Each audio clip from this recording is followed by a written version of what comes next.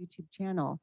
If you would like to participate in live public comment via the Zoom platform, please refer to the agenda for instructions. Pastor Bill Rath with the Lincoln Christian Life Center will be giving the invocation this evening, and Mayor Joyner will begin the meeting after the invocation.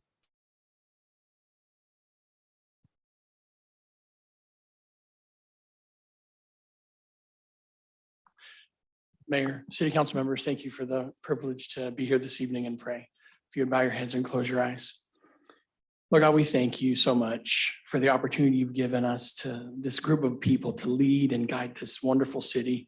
Lord, I pray for wisdom beyond their expectations. Lord God, I pray for peace and decision-making. Lord God, I pray for just guidance and direction at every turn. Lord, I pray for protection for our first responders, from our police to our fire department to our paramedics. Lord God, I pray for our teachers. Lord God, I pray for everyone who serves in our community and in our city offices, from maintenance all the way up to the city manager. Lord, I pray you bless and touch them. I pray that they would know that you love them and care about them. Lord God, I just pray that they would just see your hand upon them and protecting them and keeping them safe as they serve us and do what we have asked them to do as residents and what they've been tasked to do as employees and elected officials. Just bless and touch this meeting and be with them in Jesus' name. Amen. Thank you, Pastor. All right, I've got 6 o'clock straight up, so I'll go ahead and call the meeting to order. Leslie, roll call, please. Yes, Councilmember Andreotta, Here. Councilmember Brown. Here. Councilmember Carlson. Here. Councilmember Lawrenston Here. and Mayor Joyner. Item 3, report from closed session. We have no reportable items from closed session. Whitney, would you please lead us in the Pledge of Allegiance?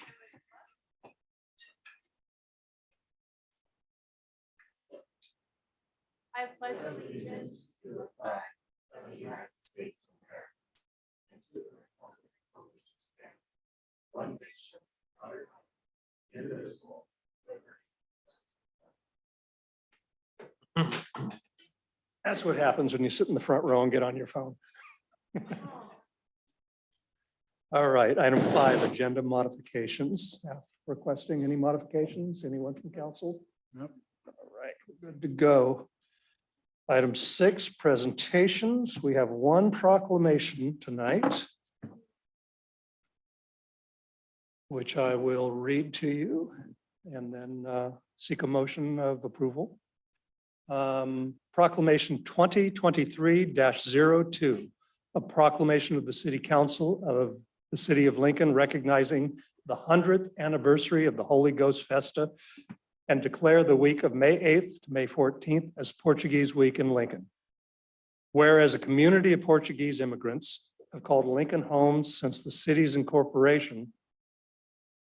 Actually, thought it does say before the city's incorporation.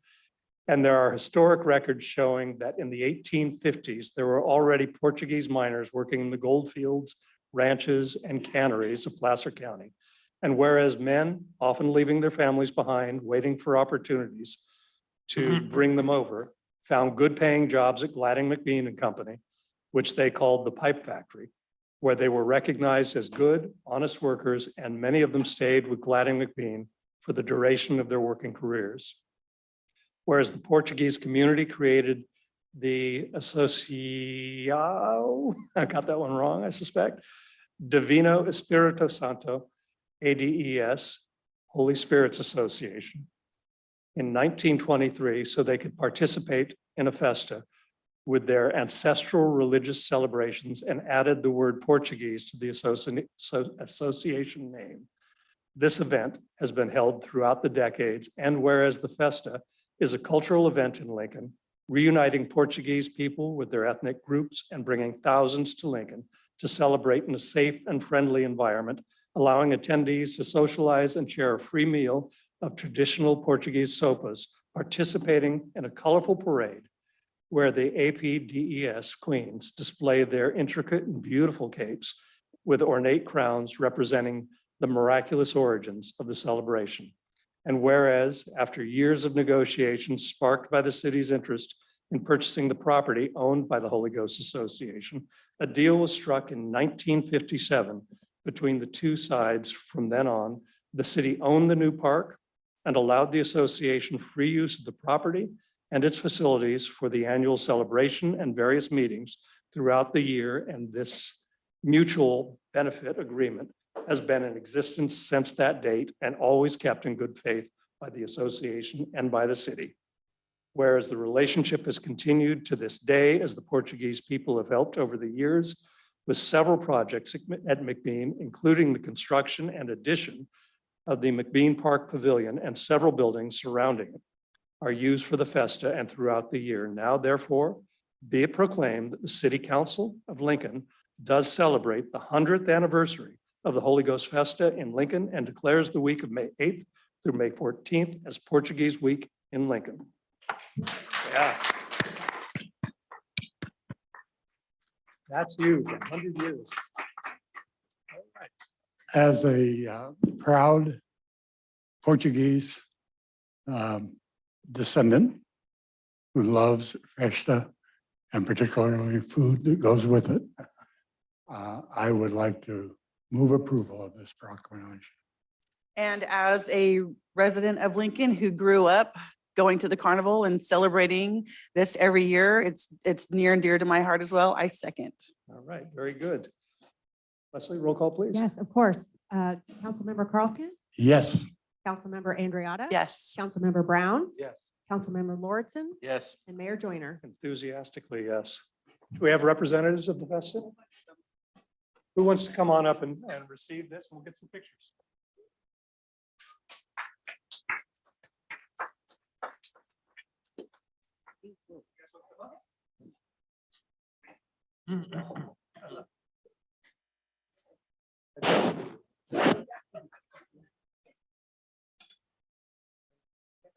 Yeah, don't knock over the water.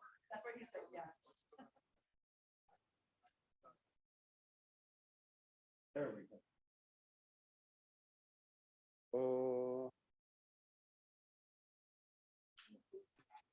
All right, thank you. Thank you very much.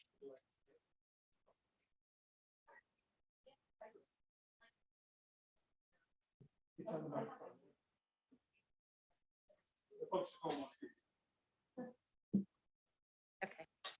I know, I'm gonna have to move this down because I am a little on the shorter side. I just would like to thank you all for taking the time to listen and consider it and ultimately accepting the week. It takes a lot for our festa to go on, and it wouldn't be possible without the hard work and dedication of our members and volunteers and for the community for supporting it. So we thank you so much. Well, we thank you. We often talk about the events that bring our community together and how that forms the heart of our community. We talk about the 4th of July parade, the Christmas parade, but this one is equal to all of that. And you've got the longest history of all of those. So We really do, yes. So we appreciate the community supporting us for all these years. Thank you so much. you bet. Thank And I you. do have these little things for you that I'll bring up, sorry. Okay. Can I do that now or? Sure. Go ahead.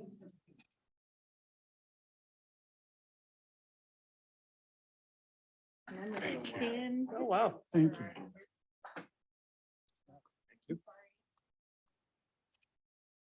Yeah, that was yours.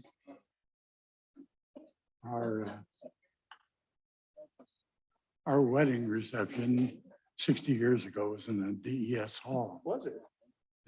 My family were all board members.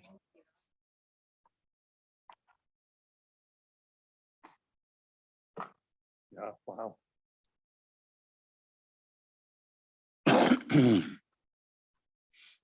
All right, well. We move on. We do have an appreciation lunch that we would like to invite all of you to on Thursday at McBean Park at noon. At noon. So, Okay. yes, at In the- noon. In the pavilion? In the pavilion, yes. Perfect. Thursday, can we break for an hour? Can we and break for run down lunch to there? go? All right. So we've got a strategic planning session all that day, but I think a few of us might break away for a little while and come over and join you.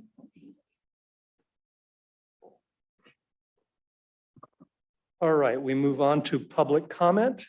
This is a time for anyone wishing to speak on an item not on our agenda tonight To do so, at the moment, I have 2 cards. First one is Eric Curlin.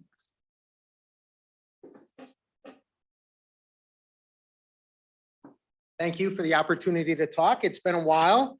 What I wanted to call out, I just wanted to commend Sean and the team on rolling out flash votes.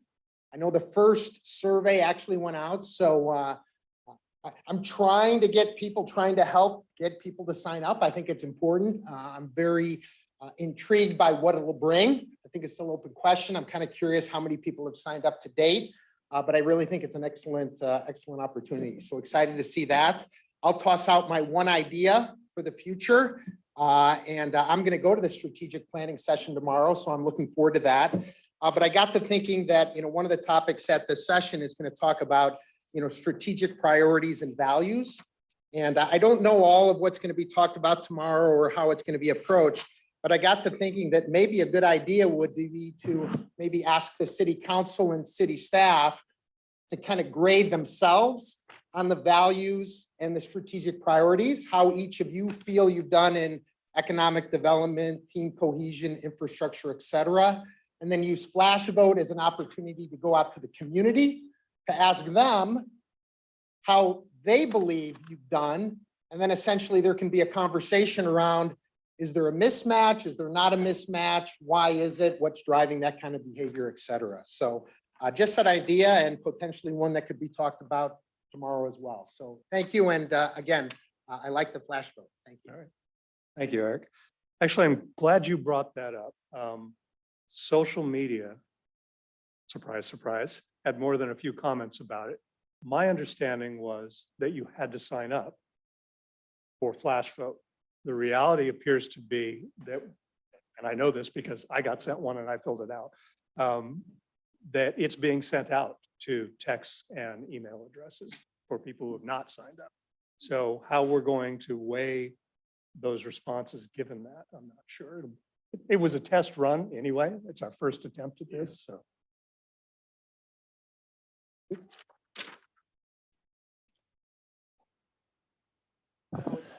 Flashing.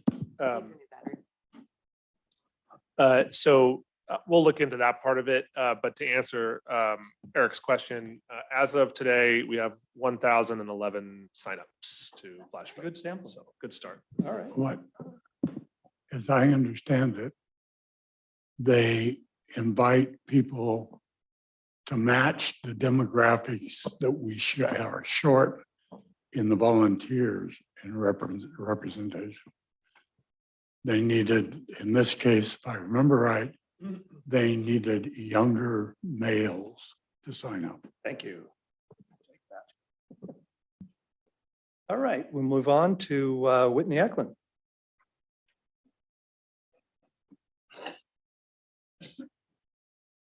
Hello. My concern is regarding the 12 Bridges Library parking lot. Most of you know, but for those who don't, I serve on the Friends of the Lincoln Library as the hospitality director. And one of my main responsibilities is to host family movie night. And we've noticed this year our attendance has been low. We're about 60% capacity. And it seems like it's gotten worse over the last couple months, trending with the sports events that are happening at the high school.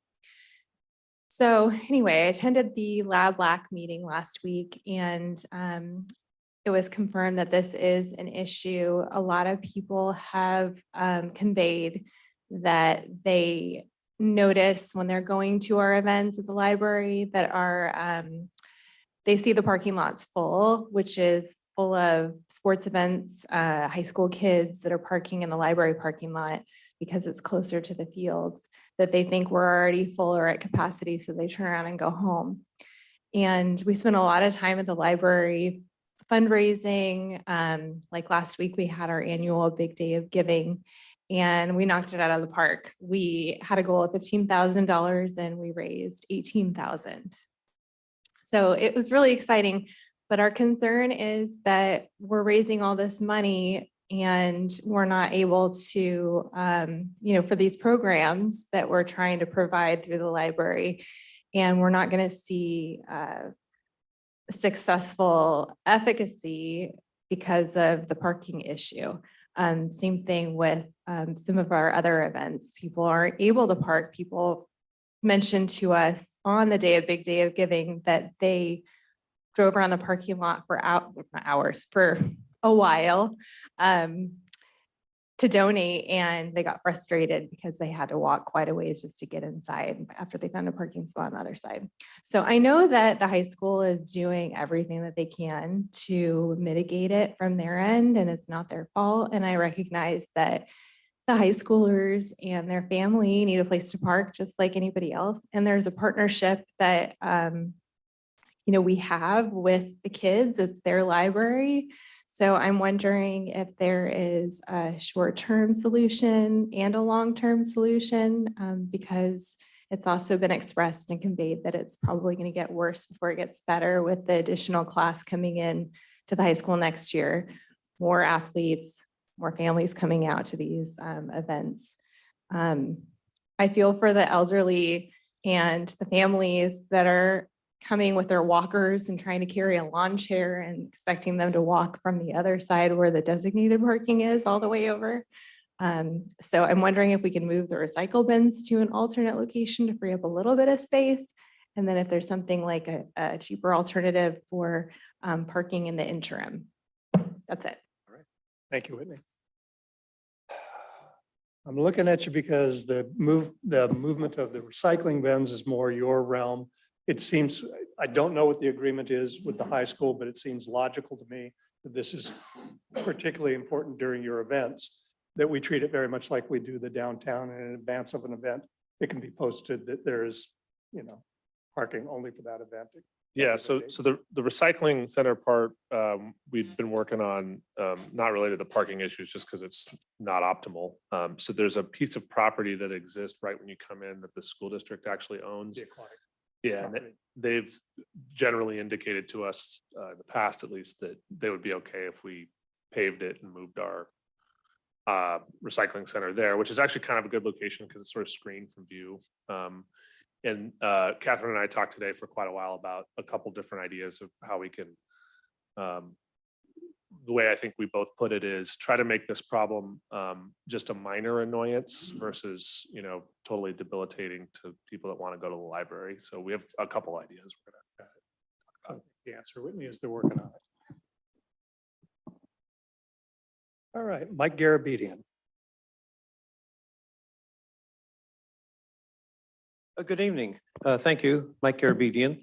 I want to thank you for what I understand now that the packet of the city council meetings is fully available to the public at the clerk's office before meetings. Appreciate that. And I'm just wondering about tonight, if there's a way to get an item from that agenda package while I'm waiting for it to come up on the agenda. So You can pull it up on your device, as we all have. So, I don't know. Leslie? Yeah, I'm more than happy to print out something if that's All what he right. needs. Is there a particular item? kind of about the transportation fee, or maybe I'm at the wrong meeting. Isn't that on this agenda? Yeah. Item 10D. Okay. Anyway, thank you. Got it. I will get that for you, sir. Appreciate it. All right, so the CIP overview. Is that what you're looking for? No? South Placer Regional Transportation Authority? Okay, yeah. Got it.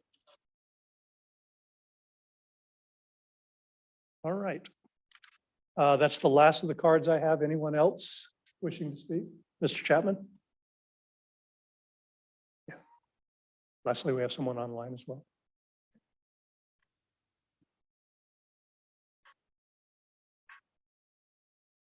Thank you, Mayor, council members, city staff, and those here at the meeting. I wanted to plant the seed early where we are to try to keep this going, the idea going, and that is that we've had a remarkable weather year.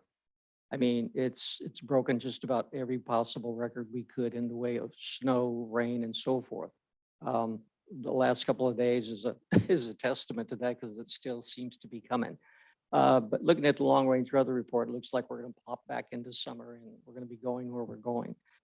Just want to remind everybody that because we have a lot of water now, I think maybe we still need to be cognizant of the fact that if we can put in drip systems, plants that don't draw near as much water and a little bit hardier in the heat and stuff, just to keep that thought going, because oftentimes we kind of let that go and then we don't get worried about it until we're knee deep in no water at all. So with that, I just wanted to pass that out for thoughts to make sure that that continues on. Thank you. Thank you, Mr. Chapman. Leslie, I've got somebody online. Yes, we do. We have Dawn. Dawn, go ahead and speak. Hi, this is Dawn Veltri. Thank you for being back. We missed you the last 2 weeks ago, so thank you. I just wanted to do my typical community homeless update over here at the post office area off of Gateway Drive. I said thank you last time, and I continue to say thank you again to Ms. Christine and Mr. Scully. So we just wanted to make sure that as the meetings go forward for changes, that I'm hoping that City Council will continue to support the choices and the opportunities that are being set forth. I know that there has been some meetings and some what shall I say, things that are going to be coming forth that are maybe being brought to the City Council soon. So I'm hoping that it will be a positive influence to be able to support that, because I know that it would help us as residents over here at the Ravine area to help decrease the homeless activity and to hopefully get more of an alignment of following ordinances for the homeless people. So once again, I want to say thank you for your time and just kind of put the little in the forefront of our mind to be aware of that. I know that you all are very much advocacies for assisting the residents in the homeless situation, but it's a long lingering situation, as we know. And I know that Placer County has had some shelters, but they're not here. They're not here in Lincoln, right? They're up in Auburn, and these residents that are homeless aren't going to go up there. So I'm hoping that we can do some activities and choices down here that would help the homeless down here, but really obviously help the residents so that this some of the illegal activity and the ordinance breaking per se will kind of come to a little bit lull instead of how strong it is right now. With all the brush has grown beautifully, more have come back, of course, and the 10x10s are way bigger because they can be hidden per se by the brush. So thank you again for this time to share. But once again, I always thank Ms. Melankoff and Mr. Scully for their help, for Sean, for what they've been doing. They've made me very emotional with gratitude. So thank you. Thank you, Dawn. Christine, your code enforcement folks had a little bit of a victory with the motorhome the other day. We did. We've been very busy and actively engaged with not only the Lincoln Police Department, but also a reinvigorated relationship with Placer County Probation. 2 days ago, I guess it was yesterday? It was just yesterday, Monday. The code enforcement was out in cooperation with Lincoln Police Department. There were several citations issued for those types of illegal behaviors that we can currently issue citations for. There were also several individuals who were taken to Placer County Jail because of warrant issues. The large dilapidated RV that was behind the medical center has finally been towed away. The garbage that was surrounding that RV the plan is to have it picked up tomorrow, along with the assistance of our Adopt a Creek program. Adopt a Creek will be picking up 2 very large abandoned camps that are on that side of the creek as well tomorrow. We have a lot of exciting plans coming up that we'll hopefully be announcing at the next council meeting. Mr. Scully will be proposing a new wrought iron fence to go along that side of where the post office is, and replace the split rail fence that tends to get broken and cars can just drive right through it. So that'll be something that'll be more of a deterrent. We will be doing more significant outreach with Placer County Probation coming up. We have a date scheduled near the end of the month. We also have a forum scheduled at Sun City Lincoln Hills and Orchard Creek Ballroom on May 24th, I believe it is, from 9 to 10:30, and that will be moderated by our 2nd District Supervisor, Shanti Landon, and it will include our county health officer and then also the members of our team here at the table that work with the issues of homelessness, and also Ms. Mana Bass, who really leads our community volunteer effort. So we have a lot of pokers in the fire, and I think we're going to be making some positive change. And we lean pretty heavily on those volunteers. I hope you communicate our gratefulness for their efforts frequently, as we should be doing as well. I think Mana knows that, but the individual volunteers may not hear it from us enough. But we are truly very grateful and could not address many of these problems without them. All right, anyone else online? No, Mayor. Anyone else in the room wishing to speak on an item not on the agenda tonight? Seeing none, we'll move on to the consent agenda. Council has not requested that we pull any items. Is there any member of the public wishing council to pull an item for discussion? Seeing none, I'll take a motion on the entirety of the consent agenda. I move we approve the consent agenda. Second. I have a motion, Andreatta, second, Carlskent. Leslie, roll call, please. Okay, great. Councilmember Andriotta, Yes. Councilmember Carlston, Yeah. Councilmember Brown, Yes. Councilmember Lawrenson, Yes. and Mayor Joyner. Yes. Item 9, public hearings. 9A, conduct a public hearing, and 2, waive the first reading and adopt by title only ordinance 1062B, amending the Lincoln Municipal Code section 2.05.020 regarding district map boundary adjustments to be consistent with California Elections Code, and finding the ordinance is exempt from further environmental review under the California Environmental Quality Act. Ms. Melancon. Thank you, Mayor. So as indicated in the staff report, this is largely a cleanup item for our municipal code as it relates to districted elections. Specifically, it relates to how the council incorporates annexations into the by-district system. And so the ordinance that we have prepared for you is consistent with the elections code.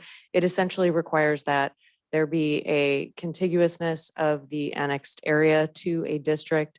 And we are prohibited as a city from redistricting mid-tenure decennial census absent one of the annexations increasing the population by 25%, which the annexation that brought this to our attention is Sudbury. I think there are probably more cows than people in Sudbury currently. And so this annexation and even the contemplated Village 5 annexation would not trigger the ability for the city at this point in time to completely redo our districts. And so this allows us to, at this point, what we would be doing is coming back to the council with a resolution. You can see Exhibit 1 to the staff report shows the Sudbury annexation that was recently approved in red. It would be annexed. We would be recommending it be annexed into District 1 because it is entirely contiguous to that district. It is absolutely connected. And so that will be a second item that will come forward to you once this ordinance gets through its second reading and the period that's required in order for it to become effective. So that's my staff report. If you have any questions, I'm happy to answer them. All right, questions from the council? One of the thoughts that I had, if we do an annexation in the future, and it's coterminous with more than one district, which is possible. Do you use the forecasted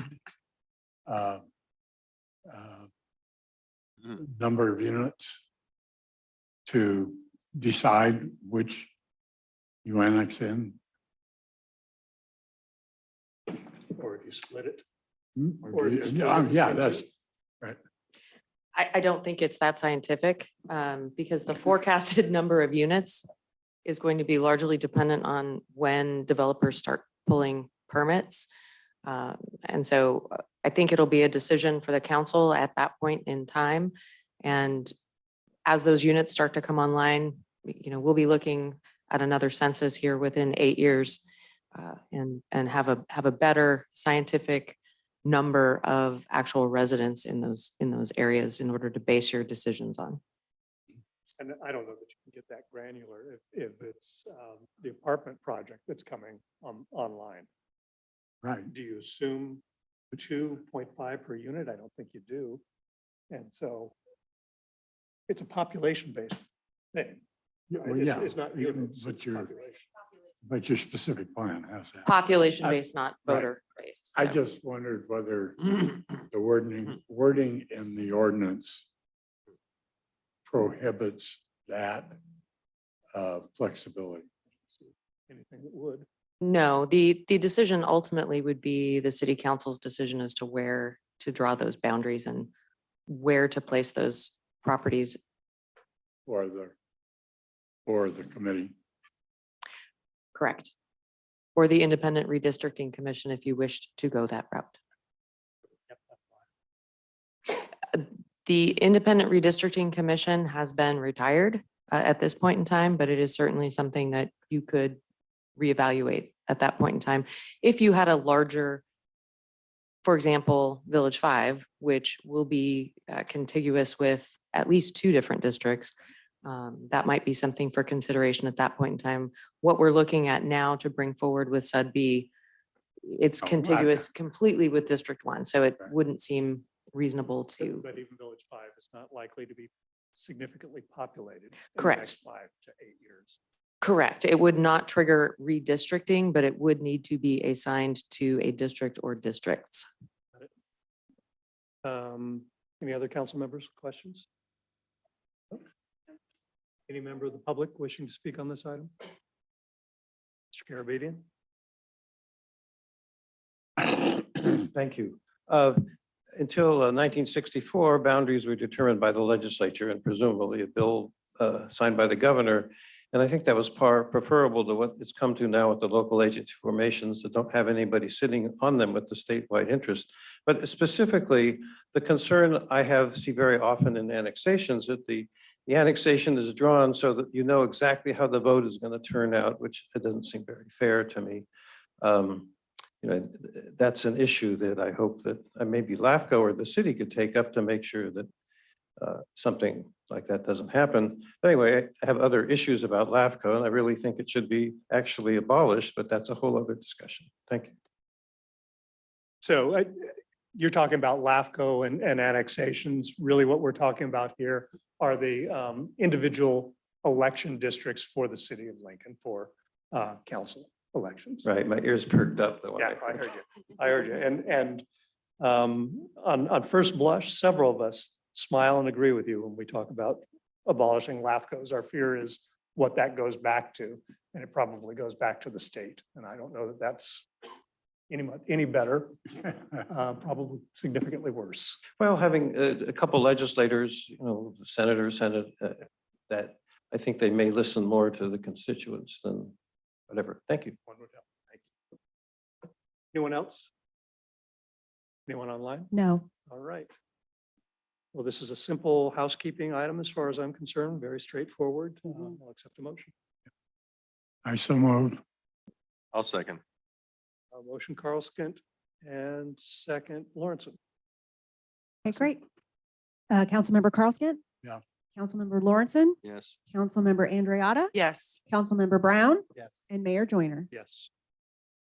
We move on to general business.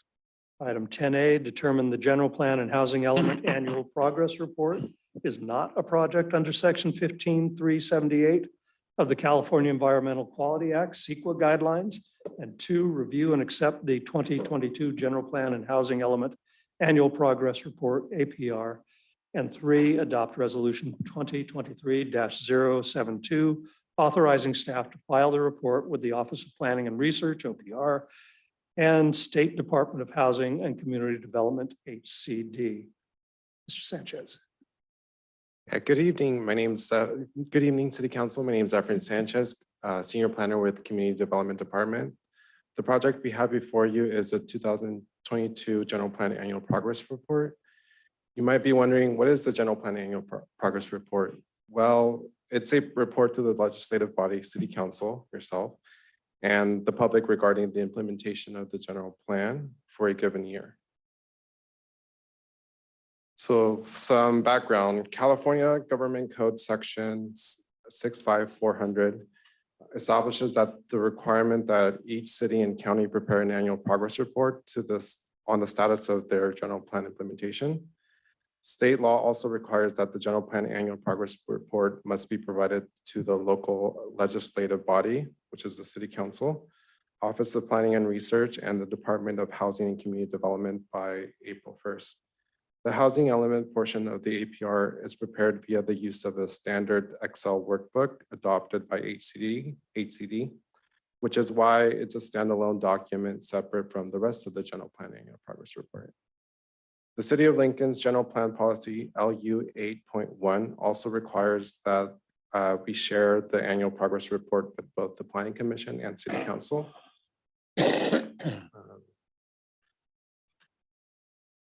So a little bit of, this slide is a summary. So the City of Lincoln's general plan has a total of 103 implementation measures across all 7 elements.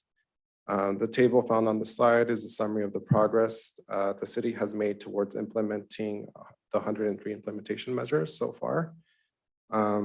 Additional specific information about these implementation measures can be found in the general plan annual progress report. Again, the implementation measures go with the general plan, so it's a vision for where we see the development going in 2050, which is the year that our planning horizon of the general plan. So on the housing element, these are just some of the findings. As you can see, in 2022, the city was able to issue building permits that accounted for 860 dwelling units. Of those, 834 were single-family dwellings, 16 duets, and 10 accessory dwelling units, or ADUs. Currently, we are on the housing element 6 cycle, which spans from May 5th, 2021 through May 15, 2029. The state has assigned the City of Lincoln a regional housing need allocation number of 5,120 units for that housing cycle. Our progress in 2021 and 2022 was being able to produce 1,295 units, which leaves us a remaining balance of 4,301 by the time we reach the end of the housing element 6 cycle, which is in May of 2029. So that leads to our recommendation. Staff recommends that the City Council receive and file the information contained in the staff report, the annual progress report attachments, and take the following action. Determine that the general plan and housing element annual progress report is not a project under section 15378 of the California Environmental Quality Act guidelines. Review and accept the 2022 general plan and housing element annual progress report, and adopt resolution 2023-052 authorizing staff to file the report with the Office of Planning and Research and California Department of Housing and Community Development. So by signing the resolution, we can go ahead and submit the annual progress report to the state. And that concludes my presentation. If this council has any questions. Thank you. All right. Well done. Thank you. Questions from the council? No? Questions from the public? Eric? Questions or comments? Yeah, just questions. I just want to make sure that I understood that. So when you mentioned 4,301 more units, is that saying 4,301 more homes you're expecting by May of 2029? Residential units. So like, No, it's not. and that's a key thing, right? Yeah, so this is RHNA. This is the Regional Housing Needs Allocation handed down by the state of California, a requirement that we make every effort to build that many units within the 8-year cycle. We probably won't accomplish that. Most cities in the state of California will not accomplish it, but we must make every effort to do so. Okay, so I'll just follow up separately just to understand more of the details. The other question is in terms of this progress report, does it also talk to, here's my question. I went through the Nexus report, August, and it talked about adding 6.7 million square footage of commercial business growth. So my question was, 6.7 million sounds like a lot. I go, how much do we currently have within Lincoln? So I could kind of understand, are we trying to double it? Are we increasing by 20%? So I went to the 2050 plan. It wasn't there. I thought probably the progress report would have it, showing the growth, but it didn't have it. So my question kind of coming out of it is, we have a plan, we have a progress report. I'm thinking somewhere within the city, somebody must know the square footage of commercial property that we built. So I know people are looking and they haven't been able to find it.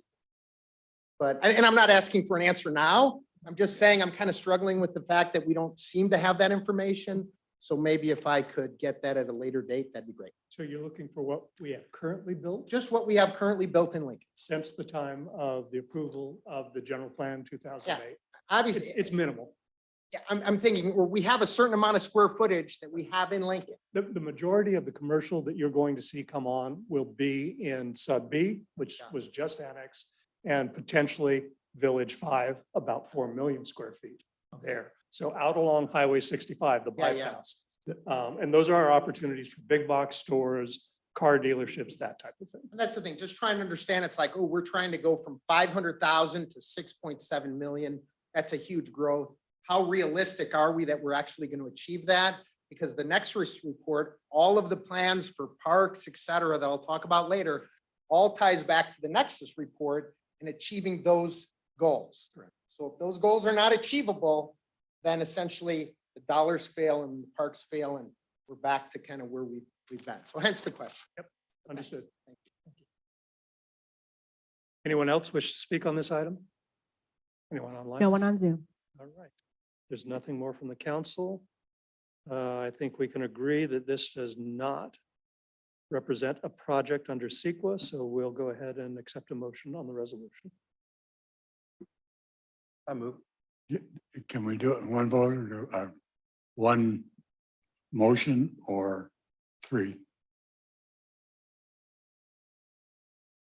You know, We've got to find the that it's not a secret. project. Pardon me? We've got to find that it is not a project. We Right. typically, Yeah, that is almost always. Yeah. I move that we determine the general plan, the progress report is not a secret.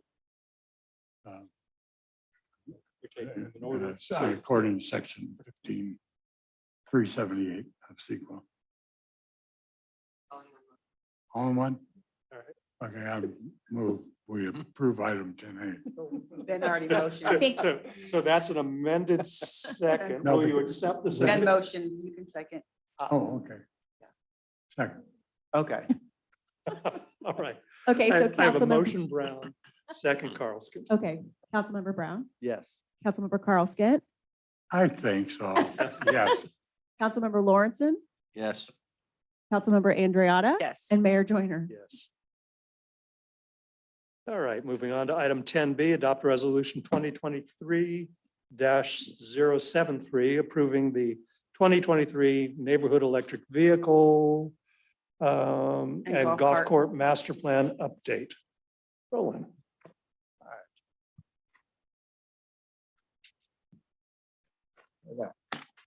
Hi, It's a new good evening. haircut. It is a new haircut. Yeah, looks good. Ready for summer. All right, yeah, so Roland Neufeld, Senior Engineer for the City of Lincoln, here to provide an update, a presentation on an update to the NEV and Golf Cart Master Plan. So I'll start with a brief background on NEV, on where we've been, and then talk about the differences between NEVs and golf carts. And then lastly, I'll talk about the plan update. So by way of background, in 2004, the state of California passed Assembly Bill 2353, authorizing the cities of Lincoln and Rockland to establish neighborhood electric vehicle transportation plans, which created provisions for the use of NEV lanes on roadways with speed limits that were in excess of 35 miles an hour. Following a thoughtful and well-researched process, the city of Lincoln adopted an NEV transportation plan in 2006. And then golf carts are allowed to drive on paths within a golf course, but are not considered street legal. The California Streets and Highway Code stipulates that a golf cart plan is required for permitted golf carts to drive on public roads. The city of Lincoln adopted a golf cart transportation plan in 2006, which set design criteria for golf cart facilities that extend beyond the golf course.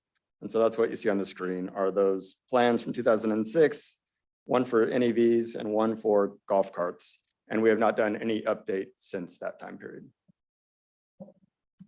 So some differences between NEVs and golf carts. So we're all familiar with what a golf cart is.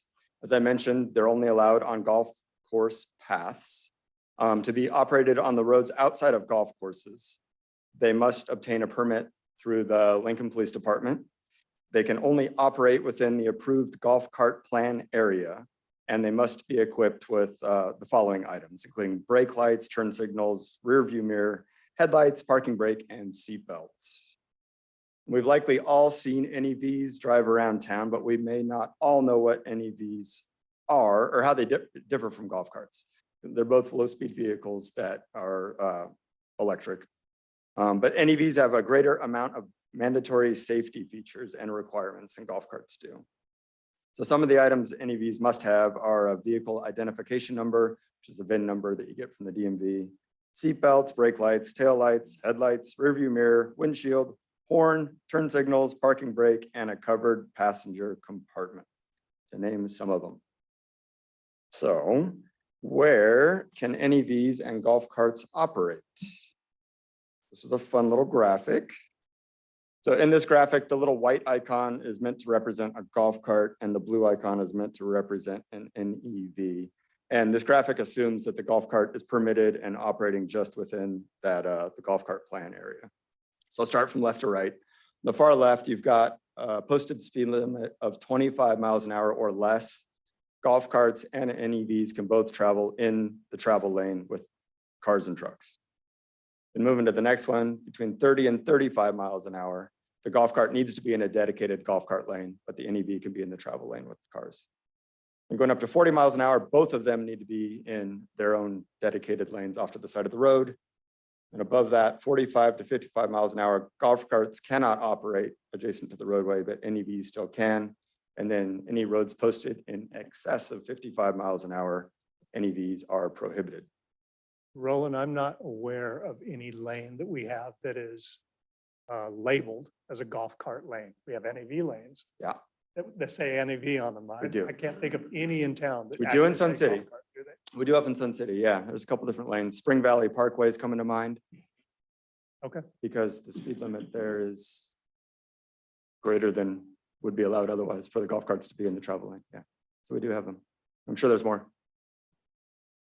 Your mic. Bella Breeze does as well. Yeah, good point. Bella Breeze going over to the commercial center over there in Kaiser, yes. Okay. Yep. Good to know. All right, now onto the plan update. So as the golf cart and NEV plans were created way back in 2006, quite a bit has changed in Lincoln with new development and with changes to speed limits. So updating these plans is necessary and would provide benefit to the residents. To that end, last year, the city hired a traffic engineering consultant, Kimley Horn, to update the NEV and golf cart master plans. So early on, staff determined to combine the two plans into one, so it's a one-stop shop where all the information for residents is just in one document. The consultant reviewed and evaluated the existing plans and then created a framework to follow regarding maintenance and expansion of the NEV and golf cart networks using standards and criteria that were established in the original 2006 plans. This led to the formation of a draft master plan that was presented to the community at a public workshop back in November, where we solicited input from residents.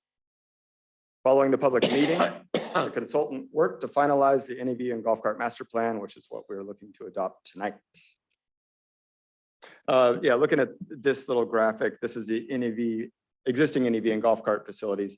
The green area represents the golf cart plan area, which is primarily Sun City, but also includes the commercial district over in 12 Bridges over where Kaiser is.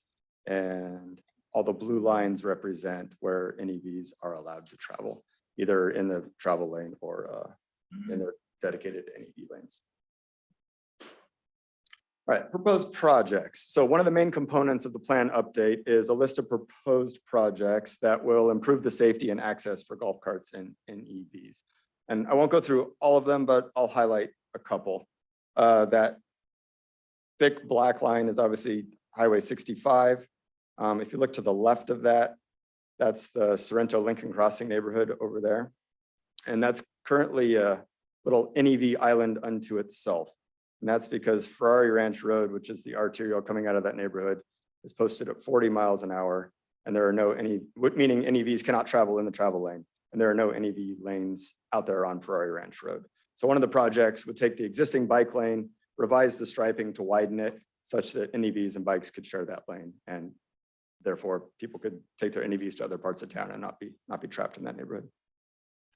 Let's look at the item G is the intersection there of East Joyner Parkway and Del Webb Boulevard, the north section of Del Webb Boulevard. It's a T intersection there. So currently golf carts are allowed to enter that intersection from Sun City and travel north on East Joyner Parkway to get up to the Sterling Point commercial area. But the signing and striping out there is inadequate at best and needs some updating, it's unclear where golf carts can enter, where they need to exit. And so one of the projects would be to improve the safety out there with new signing and striping. And then the last one I'll point out is H down there on East Joyner Parkway at the south end of Del Webb Boulevard. There are existing golf cart lanes, as you mentioned, on Del Webb Boulevard there. But if a golf cart comes to that traffic signal at that intersection and there's a red light, there are no loops in the ground for them to activate the signal to turn green. So they need to wait for a car to pull up next to them in order to trigger that signal. So one of the projects would be to install those loops in the ground in the golf cart lane so that they can activate the traffic signal. That's a couple of them. A lot of these projects are just signing and striping. There's some more robust ones as well, but this is one component of the plan update. And that's all I was planning to talk about. So I will now hand it back to you for any questions. Quick question. It sounds like we're proceeding with a bike ped path underneath Highway 65.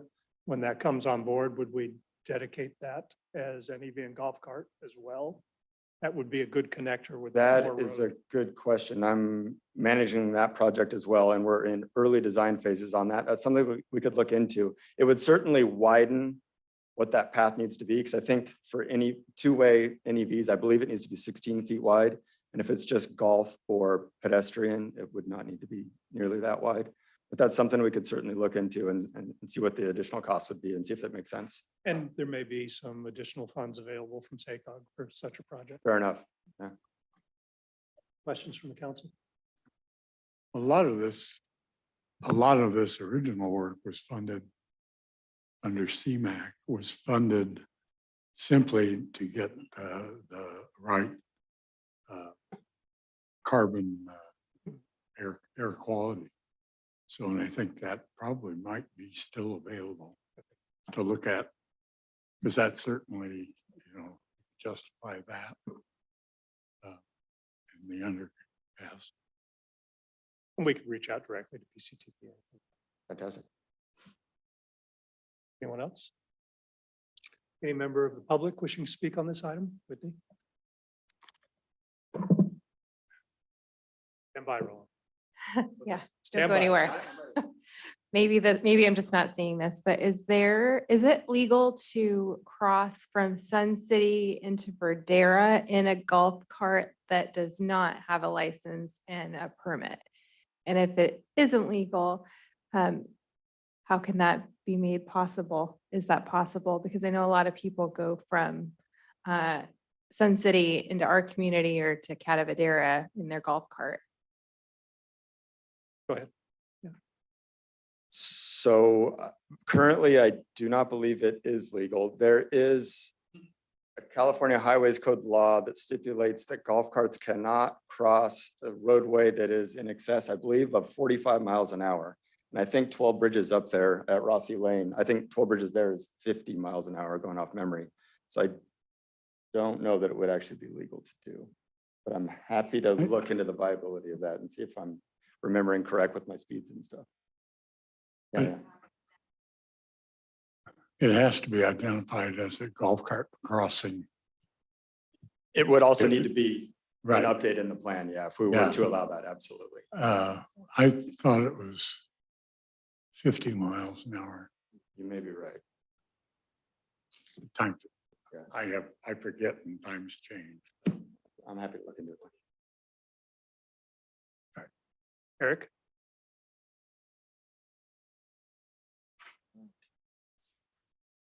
As I am not a big fan of the Moore Trail underpass that was budgeted as Mayor Joyner knows, for 1.2 million.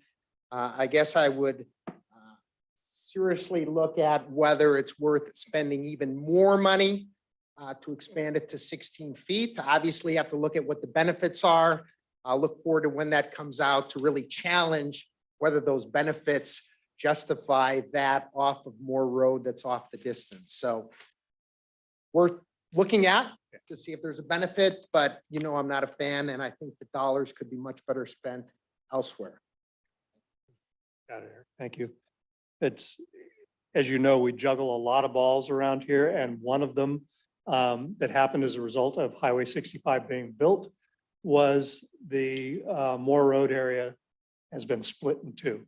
So that's now considered a disadvantaged community and a, what's the phrase I'm looking for, environmental justice project to reconnect that community. So there is special funding. I know it's the state of California, but we've got to work within those rules and play the game. I know. Well, I'd like to understand that better because Sure. reconnecting to a community that doesn't really exist, because that's more Village 7, which is not maybe that, but I can talk further. The folks in Sorrento would disagree. I would love to talk to you. Happy to do it. Let's grab some lunch sometime. All right. Anyone else in the public wishing to comment on this item? Anyone No one on online? Zoom. Right. If there's nothing else from the council, I'll accept a motion. Anyone? I move. I'll do it because I think For it's it. great because I think every community ought to have NEV and golf cart, especially with going all electric with sales in 35. I mean, that's not. Oh, okay, well, but I just think it's great. Last thought as we move towards taking action on this. We're talking about electric vehicles, although the neighborhood electric vehicles, we don't currently within the city proper have any charging stations, not out in front of City Hall. We've got them at Home Depot. We've got them up in Lincoln Hills, but I don't think we have any out at the library. We may want to consider seeking that solution and make it part of this plan somehow. There's a charging station behind the, that's all, Is there? two stop. I was not aware of that. A charging station for an NEV is a plug. Okay, And, it's a plug. you know. it's You used to drive an set up. NEV, so I trust that you know where all the charging stations are. All right. Well, I second. I was just, um, I was trying to look back and see what the item number was again, so. Motion Andriotta, I'm sorry, motion Brown, second Andriotta. Yes. Councilmember Brown, Yes. Councilmember Andriotta, Yes. Councilmember Lawrenston, Yes. Councilmember Carlskent, Yes, and Mayor Joyner. Yes. Lost my place here. A moment. We move on to item 10C, adopt successor agency resolution 2023-02S. That's unusual. Is that correct? We don't normally have a letter at the end of a resolution. That's because it's a successor agency Successor resolution. Of the successor agency to the former redevelopment agency of the city of Lincoln, approving a vacant land purchase and sales agreement for the sale of successor agency owned property located at the southwest intersection of Joyner Parkway and First Street to Armstrong Development Properties, Inc. And before we move on with that, I'm going to recuse myself on this item.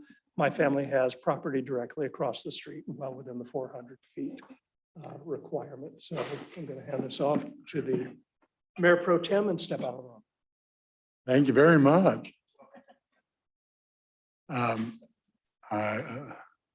Nita, you're doing the presentation? Yes, good evening. Nita Racker, Finance Director for the city.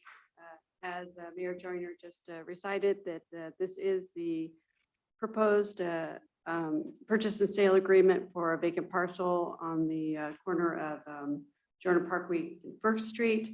We have received an offer to purchase this property. It's about 1.4 acres. It's currently zoned commercial. Since this is a successor agency parcel, there are a lot of hoops to jump through in order to be able to sell it.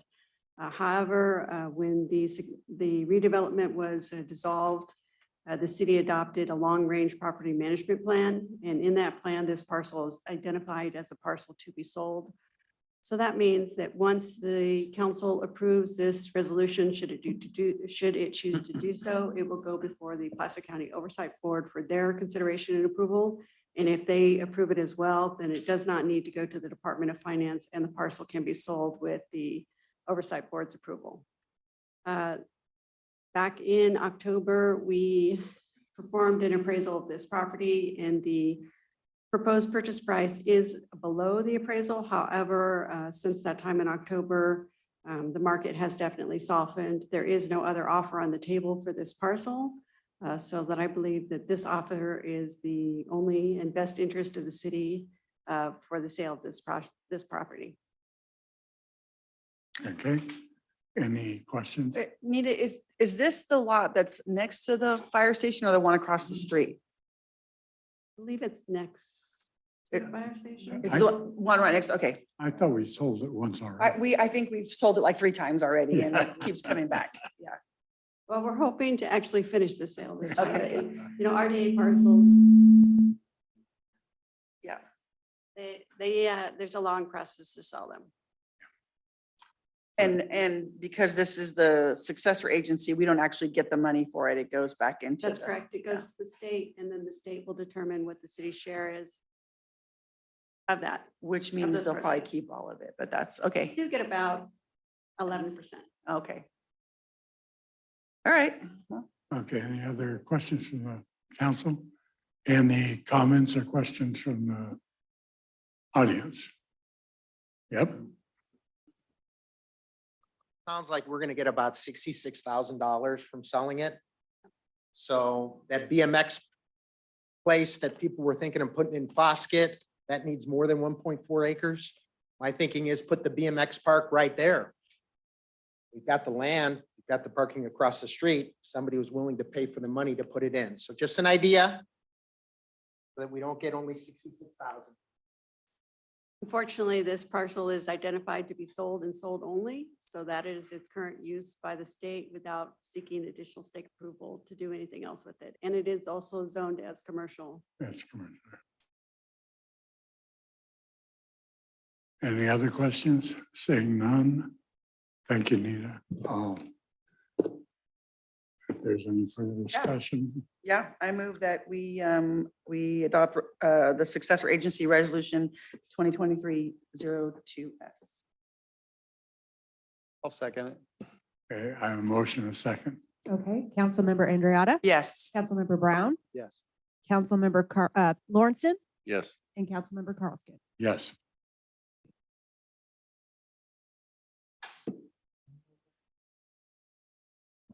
The next item goes to the mayor.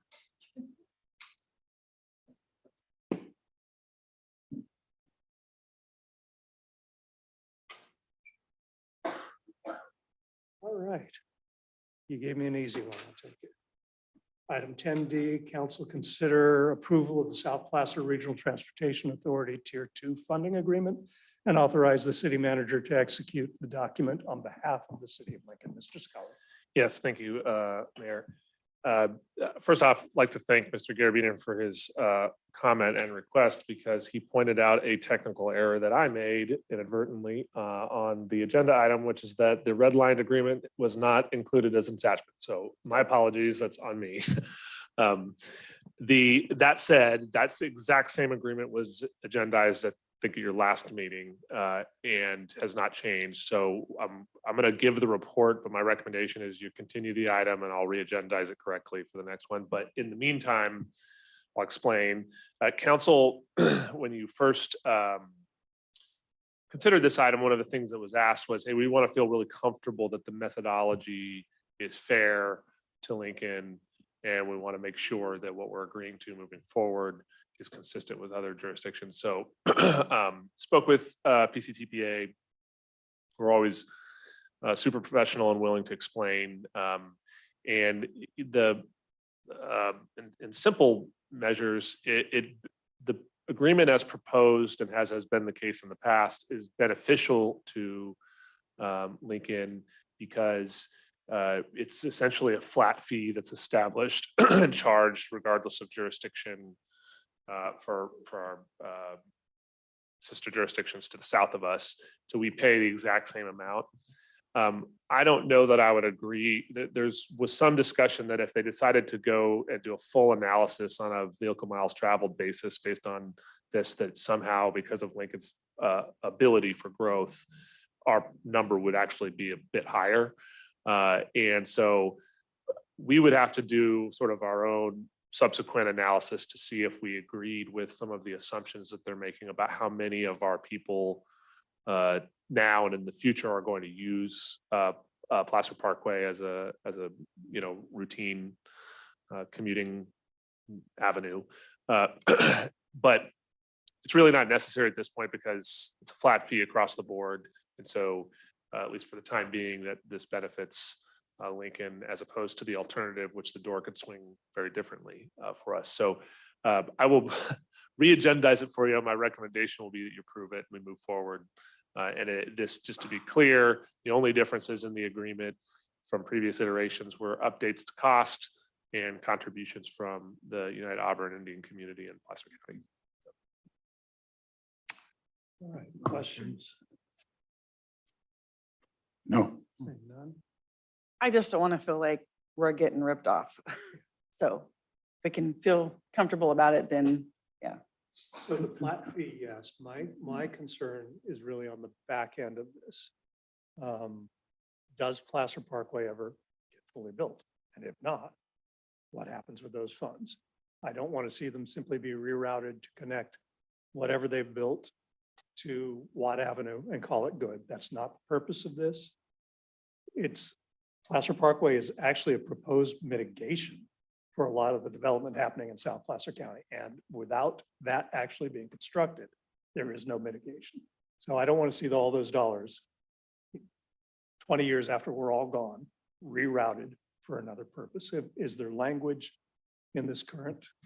I didn't see anything in there that addressed that directly, but like all fees, they're not used for their intended purpose, or if your plan doesn't identify how you choose to maybe divert them in the future, then presumably they'd be returnable, right?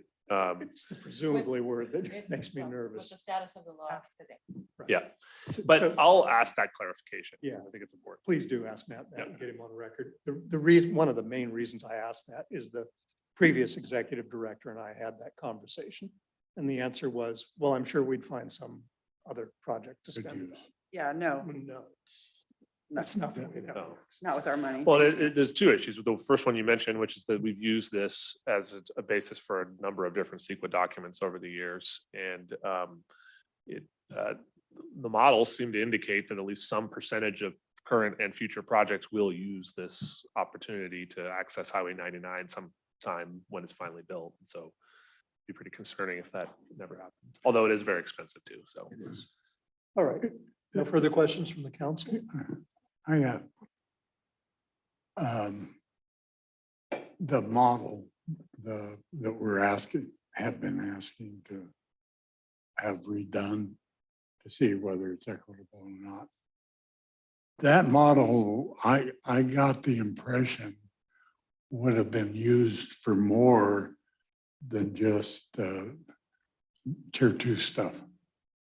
I thought it was going to be part and parcel of the 65, ultimately the 65 allocations. do you mean tier 1? Tier 1. yeah. Tier 1. We're talking tier 2 here. Yeah, no, I know. This is That's tier what one. I think It's not your just general a- thought is generally correct, that as far as tier 1 goes, which still has a lot of work to be done. A lot more impact. There's a lot more, and Lincoln's fee is significantly higher than other jurisdictions. Yeah. And without going too far down that road, and maybe we'll talk about it during the strategic planning session. You and I have talked about it a little bit, Sean. I worried that our very lengthy general plan build out and the ultimate population growth is being calced in. Most general plans aren't more than 25 years max. We've got one going out to 2050. Is that harming us And should we somehow phase that and recalc all those numbers on tier one?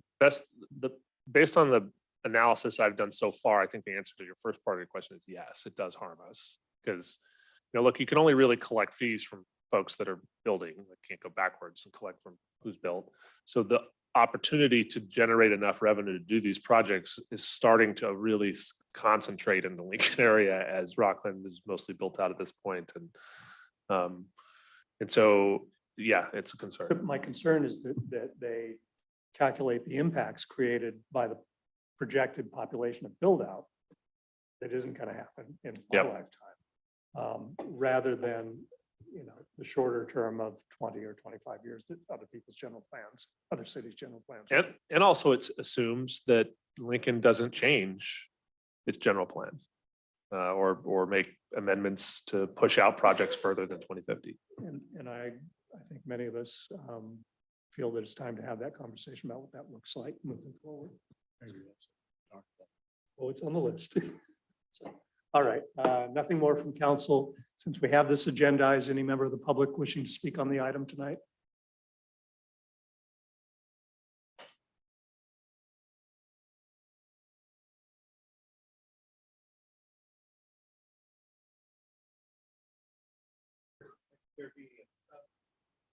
So There you go. the agreement between Sparta, I guess the city, county, 3 cities and the tribe. Going back to 2016, the transportation sales tax increase ballot measure, I think it was $1.6 billion item, and I think several hundred million of that was for Placer Parkway. Now that didn't pass. The voters didn't pass it. It was the one and only time the county tried to become a self-help county to do major funding in this kind of stuff. So, and the supporters spent almost $1 million to pass it. And of course, it didn't get the 2/3 vote. And since that time, PCTPA has been sampling the voters, and they find it still wouldn't pass, even though there was a slight motion, a margin that might pass, but not enough to justify it. So, this is what you're doing is something that the voters might not be very happy with. I don't know. I can't speak for them. So the red line agreement, the other aspects of this, I think have some serious concerns, and I'll look forward to reading the report and understanding exactly what the costs are and so forth. But I think this has a real, it's really interesting that this approach to getting around what the voters seem to not want to do, and if this is somehow different. Yeah, it isn't that, Mr. Garabedian. This is a fee paid per unit for new construction. Right. Well, I think that means that the people are moving in here and they're going to find out they better vote for it or they won't be able to get anywhere in the gridlock. No, this would be in part of the purchase price of the home. Right. It'd be a fee paid by the developer. Therefore, it would be a fee that ultimately the buyer of the home would be paying. Right. And I guess So the revenue measure that you're talking about, Measure M, Mhm. the first time around, is something separate from that. It would probably be a 1/2 cent sales tax measure, totally separate from what we're talking about here. Oh, anyway, I see your point of view. And anyway, I look forward to seeing exactly what it is. It'd be good to know the cost. I mean, I've heard one thing that they were working on in terms of other road improvements out to 99 could have a range of charges, fees from maybe $1,500 for the lesser thing and maybe $10,000 fee on houses, something like that. I don't know what would be here in this case. Thank you. Thank you, Mr. Garabedian. Anyone else? Anyone online? No one on Zoom. All right. Recommendation has been to continue this to our next meeting, and without objection, we'll go ahead and do that. Which brings us to item 10E, 2023 through 2025 budget CPI overview. Mayor, I'm gonna go ahead and lead Nita in here. We are really pleased to present your first capital improvement overview or CIP list for your first 2-year budget cycle. So kind of a neat night of firsts. It's when we were talking about going to a 2-year cycle, there's a lot of consternation sort of internally about how it would work for us and what kind of things we're going to have to change as we were moving forward. But one of the neat things we found as we've worked through the CIP portion of budgeting is when you have a 2-year period, it really gives you a better opportunity to strategically think about what projects you can accomplish. Because one budget year, you can get a lot done, but when you have twice that amount of time, you can think a little bit more strategically about which portions of each quarter of those 2 years you try to get things completed.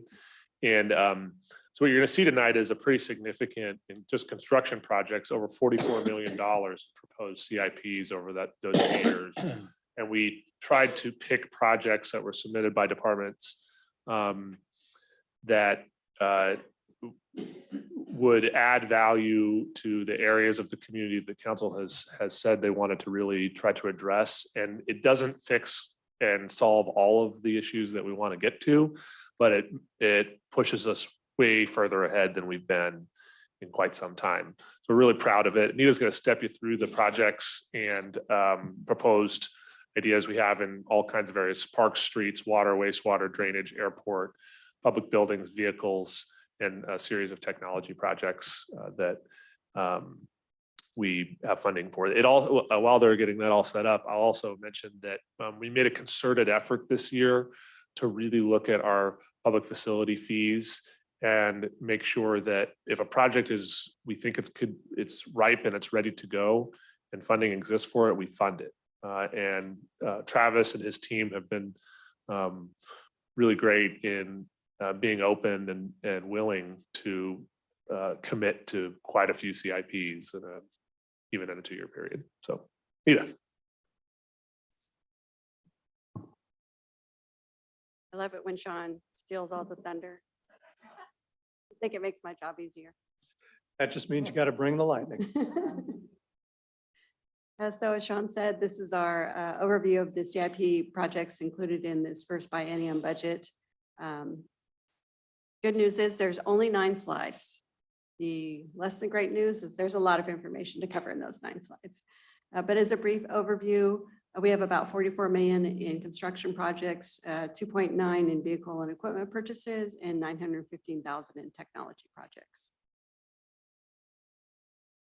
We'll start with the area that's been talked about quite a bit by council lately, and an area that's near and dear to a lot of the public's hearts, and that is the parks.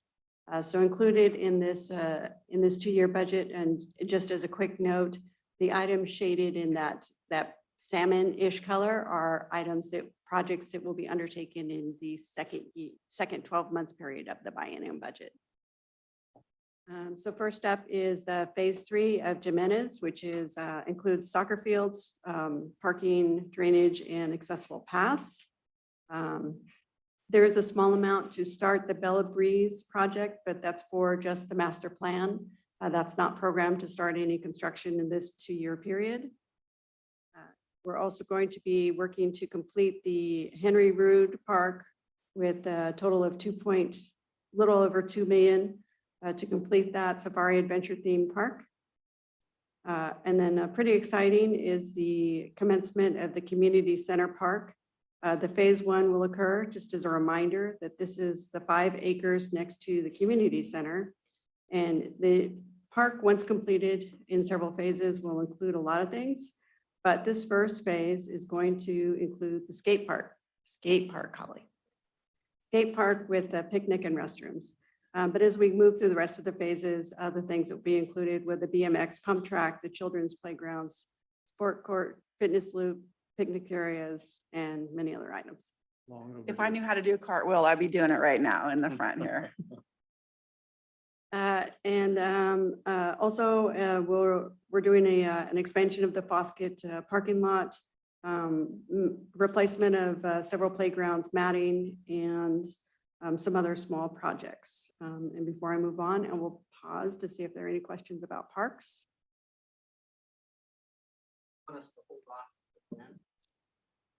Yeah, I think so. Yes. I'll rephrase questions from council about parks. I promise not to belabor every single item on each one of these slides. As I said, there's a lot of information, but I'll try to hit some of the highlights. For example, in the streets project for this 2-year period, there is programmed a widening of Ferrari Ranch Road from 2 lanes to 4 lanes between Lincoln Boulevard and McBean Park Drive for a total cost of $10 million.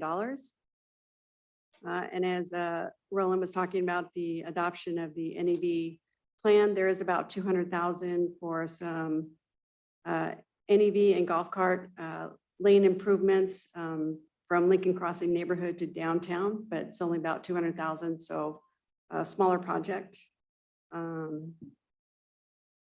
One that we found interesting, or that I found interesting, was the Lincoln Boulevard signal timing.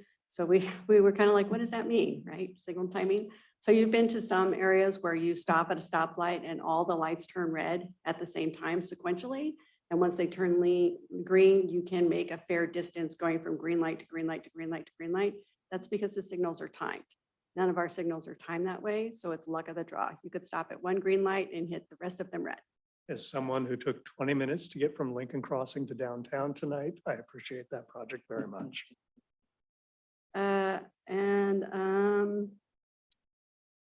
Other than that, we are doing the more bicycle infrastructure. I'm sure you're aware that we do a little bit of that bicycle work every year for TDA funds that are specifically earmarked for bicycle lane improvements.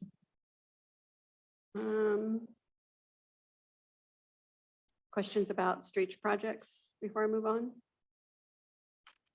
I think just in general, I've gotten a lot of notes recently, folks who are seeing the slurry coat taking place in certain areas of the city who are very upset that their roads are not being addressed. The biggest group of those are in the eastern part of the city. Yeah. So, and Sean, I think we had a conversation where you were hoping to be able to do that East Avenue work within the next year or two. Yeah, there's a variety of areas in Sun City that we hear about pretty frequently that I think are on the cycle for touch those roads. What we were thinking about doing, because it's one of those things that just sort of comes up periodically, is when those projects are scoped and ready to go out well before we accept bids or anything like that, we share a little bit about the methodology for why we pick certain areas, why it makes sense financially to do what X treatment versus another treatment, so that it's an educational process for me and I suppose for everybody else about why we pick. It's not a random decision, I guess is the best way to put it. Yeah. Well, I think we all know that East Avenue probably could use a total rebuild at this point, but we've got to get all the underground work done first. I just didn't see it on the list. And so I wanted Yeah, so some of those projects will fall into that general category of pavement preservation that's programmed in every year of the budget. We put some money in, and some years it's more than other, depending on what they're able to accomplish along with their other street projects. Okay. Thank you. Go ahead. Okay. For water, within the water department, we have the ongoing and annual water distribution rehab and replacement. This is due to expanding capacity needs and replacement of old and deterioration water pipelines, fire hydrants, and to increase inadequate water flow and water pressure. And then wastewater, we're going to be adding SCADA to the Q Street lift station. There is a UPRR sewer rehab that's really replace of deteriorated sewer mains and services and manholes near that UPRR right of way, or one of the UPRR right of ways. The East Joiner pump station will be adding an additional discharge manifold and large motor to increase pumping capacity. And in Markham Ravine sewer line, we're replacing manholes and deteriorated sewer line in that area.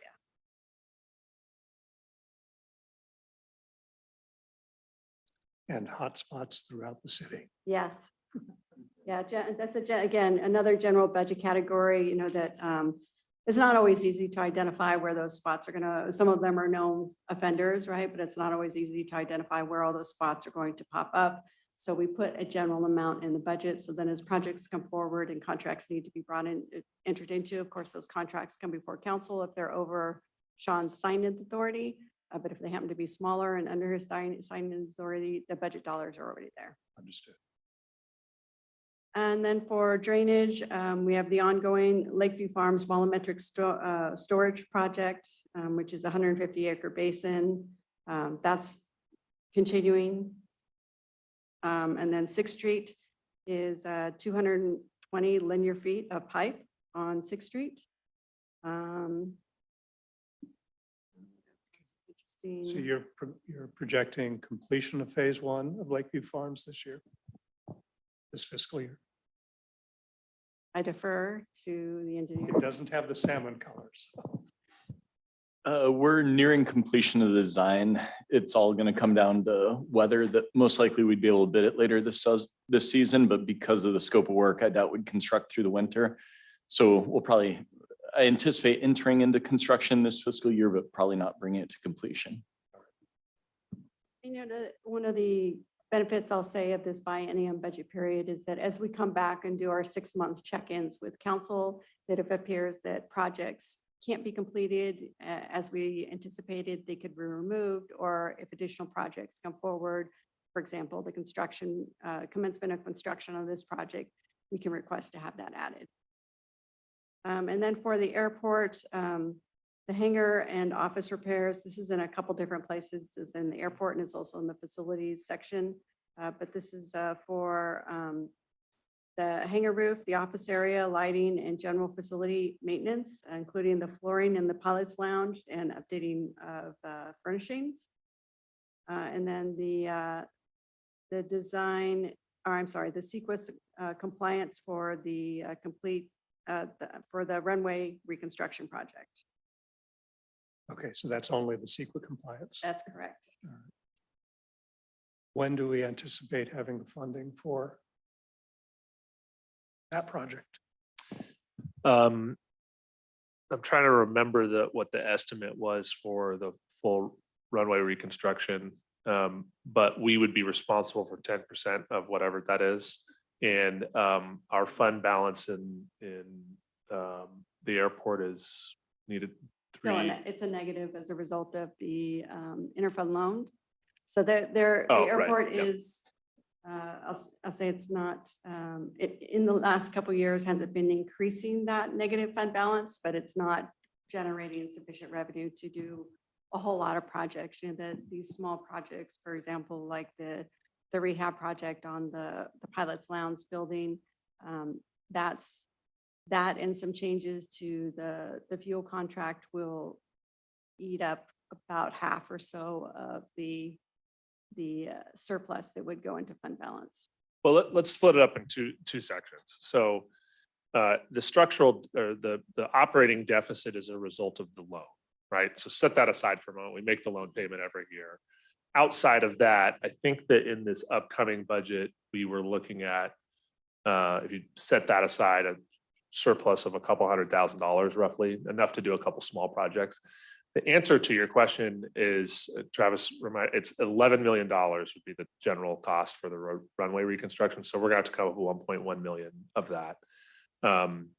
I think by the time that we're ready to actually build it, provided that we continue to do the work we need to do at the airport to generate revenue there, we'll be close to being able to come up with our 1.1 million for that project.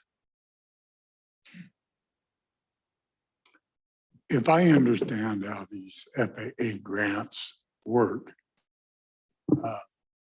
even if we had the money today, well, they weren't going to grant, from what I heard. We aren't even scheduled to look for other than we could have small grants every year, but the construction, the runway grant is 2 years out or 3 years out on the FAA side. Yep. So. And it's movable by them if they choose to move it. Certainly. Yeah. My worry is the continuing degradation of the runway.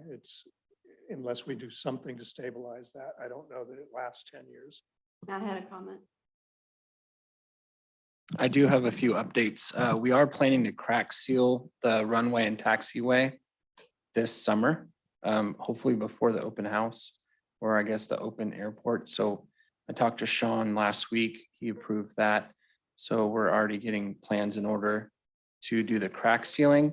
As far as the runway design, we got FAA, at least an email from Joanna, the community planner for airports, for our group, our contact, and we're tentatively scheduled with design funding for fiscal year 24 and construction funding for fiscal year 26.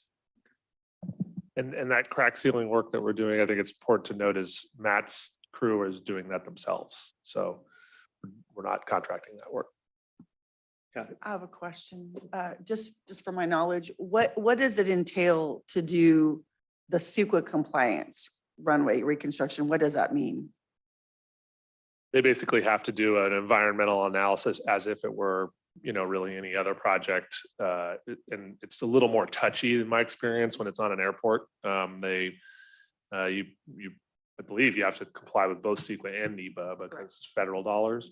And so they have to go through and make sure, they do a bugs and bunny survey and they make sure that there's no impacts that the project would create to the environment. And obviously it's a reconstruction of a roadway. So we don't anticipate any, but it's just a required step to get money. So my challenge with this has always been that birds and airports do not coexist well.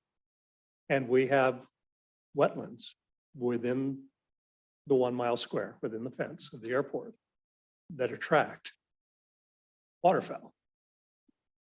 That's going to show up on any environmental impact report we do.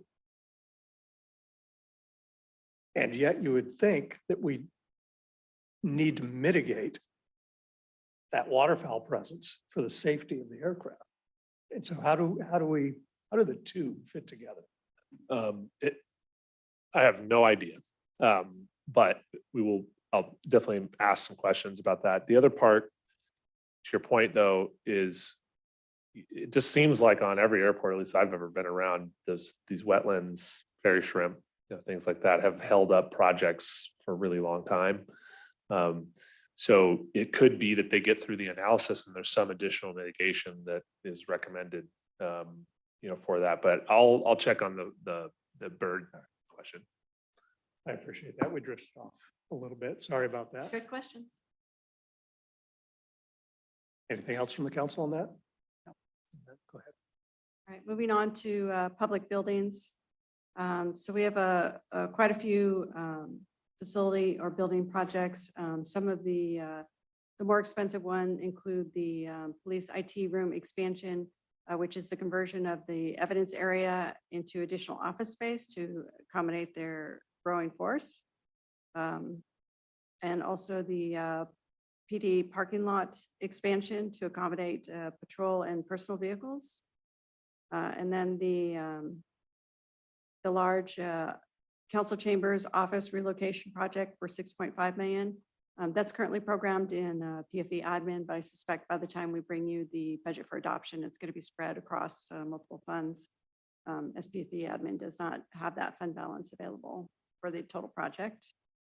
A pretty cool project that I want to highlight, especially because Catherine's sitting right over there, is the library book lockers for patrons. So these are kind of like, think of them as Amazon pickup lockers. We're going to be purchasing 2 of them, one for the downtown area and one for the library area. So it'll allow people to pick up their books after hours or when the library is closed. I really like that one. So downtown would be located at the Carnegie? I don't think we've identified a spot for it yet. I think we discussed somewhere close to City Hall at one time, somewhere closer to the plaza. So we'll just try to find an area where it's easily accessible and safe, for folks. And so does that mean that library staff will go put those books in those lockers for people to pick up? Yep. Does that require more staff or more hours, or do you have staff to cover that? I mean, I like the idea. I'm just wondering about staffing. So we are confident in our ability to put that in as a workflow with the staff that we currently have. Okay. That's a great idea, though. I love it. And then another good project is the Courtyard Mechanics Heat. So right now, the mechanics are working in an area that doesn't have a source of heat. So as they're, yeah, I know. Can we put that back up? I know. Paul Joyner just looked at me like, really, no heat? Yes, really, no heat. Yeah. So in the wintertime, they're out there, bundled up with their gloves. Can we put the slide back up? Uh, There you go. Okay, great. Thank you. Yeah, that heat would be good, huh? It would be good. They've got the engines running and their hands over them, right? Something like that, Yeah. yes. And then this is the other part of the other side of the airport office to do the exterior. So patio and awning and beacon repaint, or I'm sorry, airport office repaint, and then patios, awnings and beacon. Also, we're looking at the community center roof to, I think it's a replace of the existing roof due to its age and deterioration, and then a reconstruction of the arts building and McBean Park parking lots for $750,000. And the final is a reconfiguration of the office space on the second floor for community development. So that's the parking lots of Correct. the arts building and McBean, not the buildings themselves. That's correct. Cross pollination of areas. And we're doing the chamber rebuild in 24? Is that what that means? Yeah. It's in pink. Yes, Okay. so, and I'm sure you'll want to come back to talk about that towards the end of the presentation, but I just would say that we get that this is a really big number. It's a big number to us. The way we arrived at it, and it's not definitive, is we looked at other public projects that were interior remodels or chambers or something similar in nature. And we were finding general per square foot amounts sort of area, in our area. So that's sort of how we've come to the conclusion that we think is probably going to fall in this range. It could be less than that, but we wanted to, it's a significant undertaking. And so we want to make sure that if we're going to do it, it's funded appropriately. Right. Go ahead, Nita. Okay, moving on to vehicles. There's quite a few vehicles identified in this two-year budget cycle. So some of the more expensive vehicles include a Type 6 fire engine to replace a 1999 Type 6. We're also going to continue replacing and augmenting the current inventory of SCBA's for our fire personnel. We have a couple of fire pickups, a couple of detective vehicles, 4 patrol vehicles, a utility truck for parks. Actually 2, there's a lightweight and a heavy duty utility truck for parks. And a field groomer to drag and prep field at various parks. And then for the streets fund, they'll be purchasing a CAFCO pavement crack sealer. Don't ask me what it is. I just repeat this stuff. And a very expensive but needed Vector truck to be compliant with the California Air Resources Board regulations. I think that's about it for the exciting vehicle additions.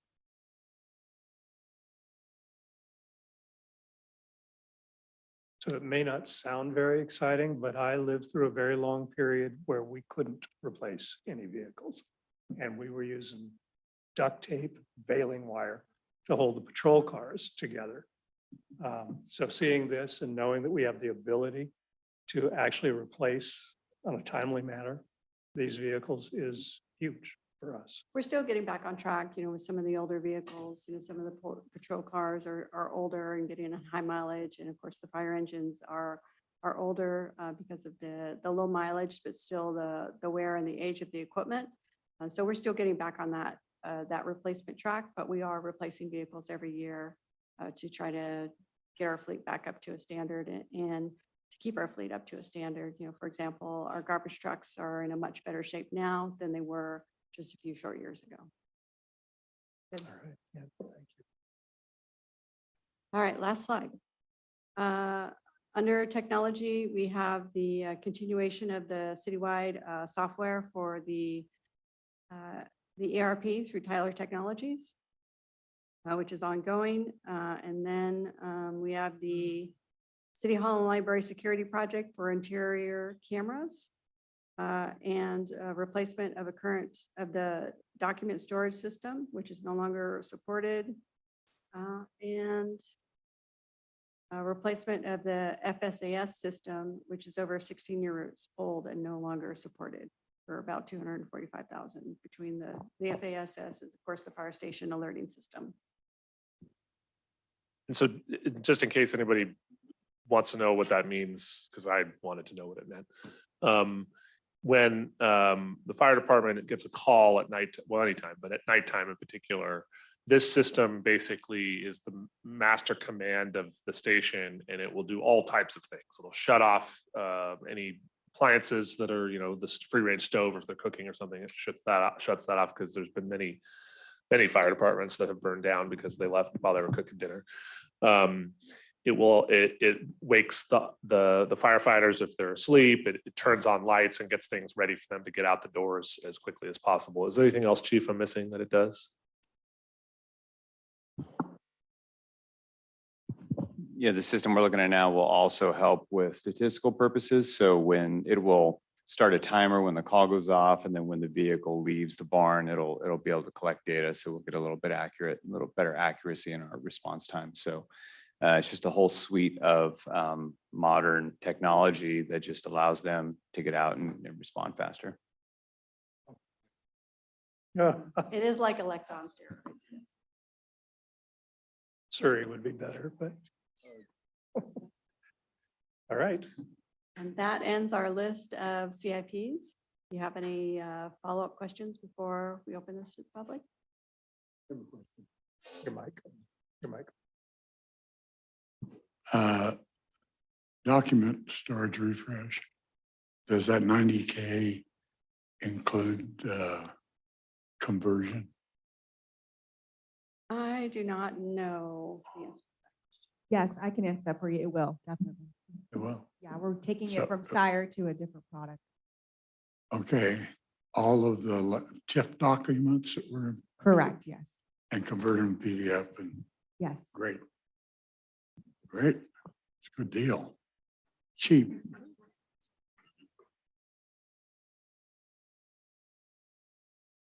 Any other questions from council? Nope.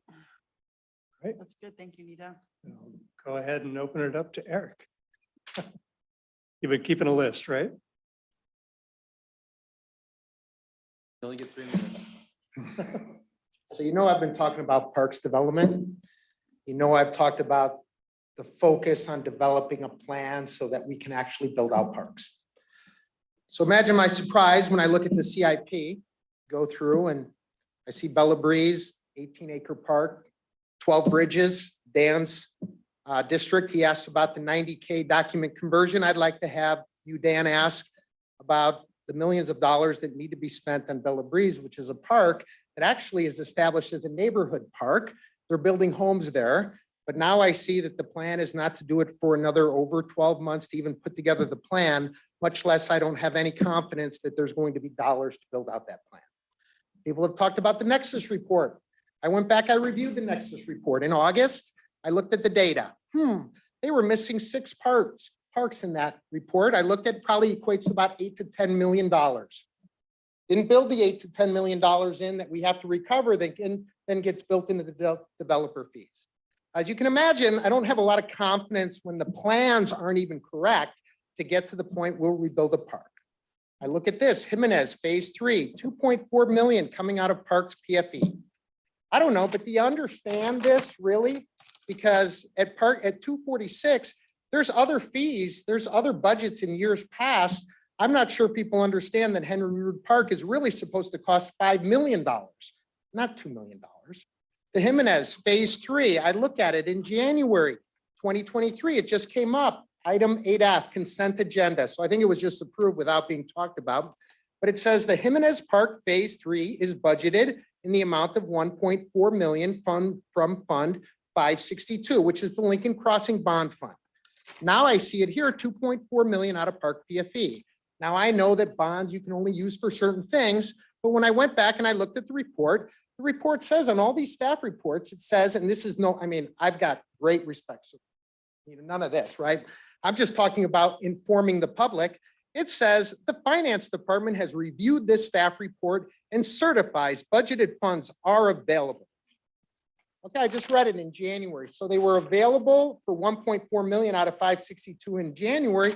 But now here it's $1 million more and it's coming out of a different fund that ultimately would be used to build part of Bella Breeze. So my comment, oh, and Community Center Park, again, appreciate it. Holly, I know you love the skate park. It's an amazing thing. If you look at it, it's really cool.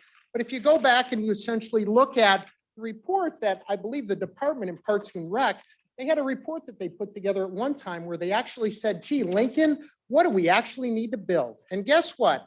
A really nice skate park is not on the list. We need more softball fields. We need more baseball fields. We need more lawn fields. So my sense is let's actually put together a plan, maybe manage to it before we start spending millions of dollars on 2 line items out of a 9-page report. Yeah, all right. Thank you, Eric. Anyone else? Anyone online? Okay, any further discussion from council?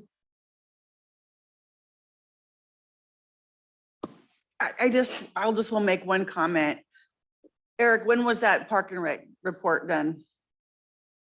I'm just curious. How long ago? Well, no, I'm just saying because maybe that report was done before the old skate park was removed and there was a need for one. So when that report was done, there wasn't a need for one and now there is.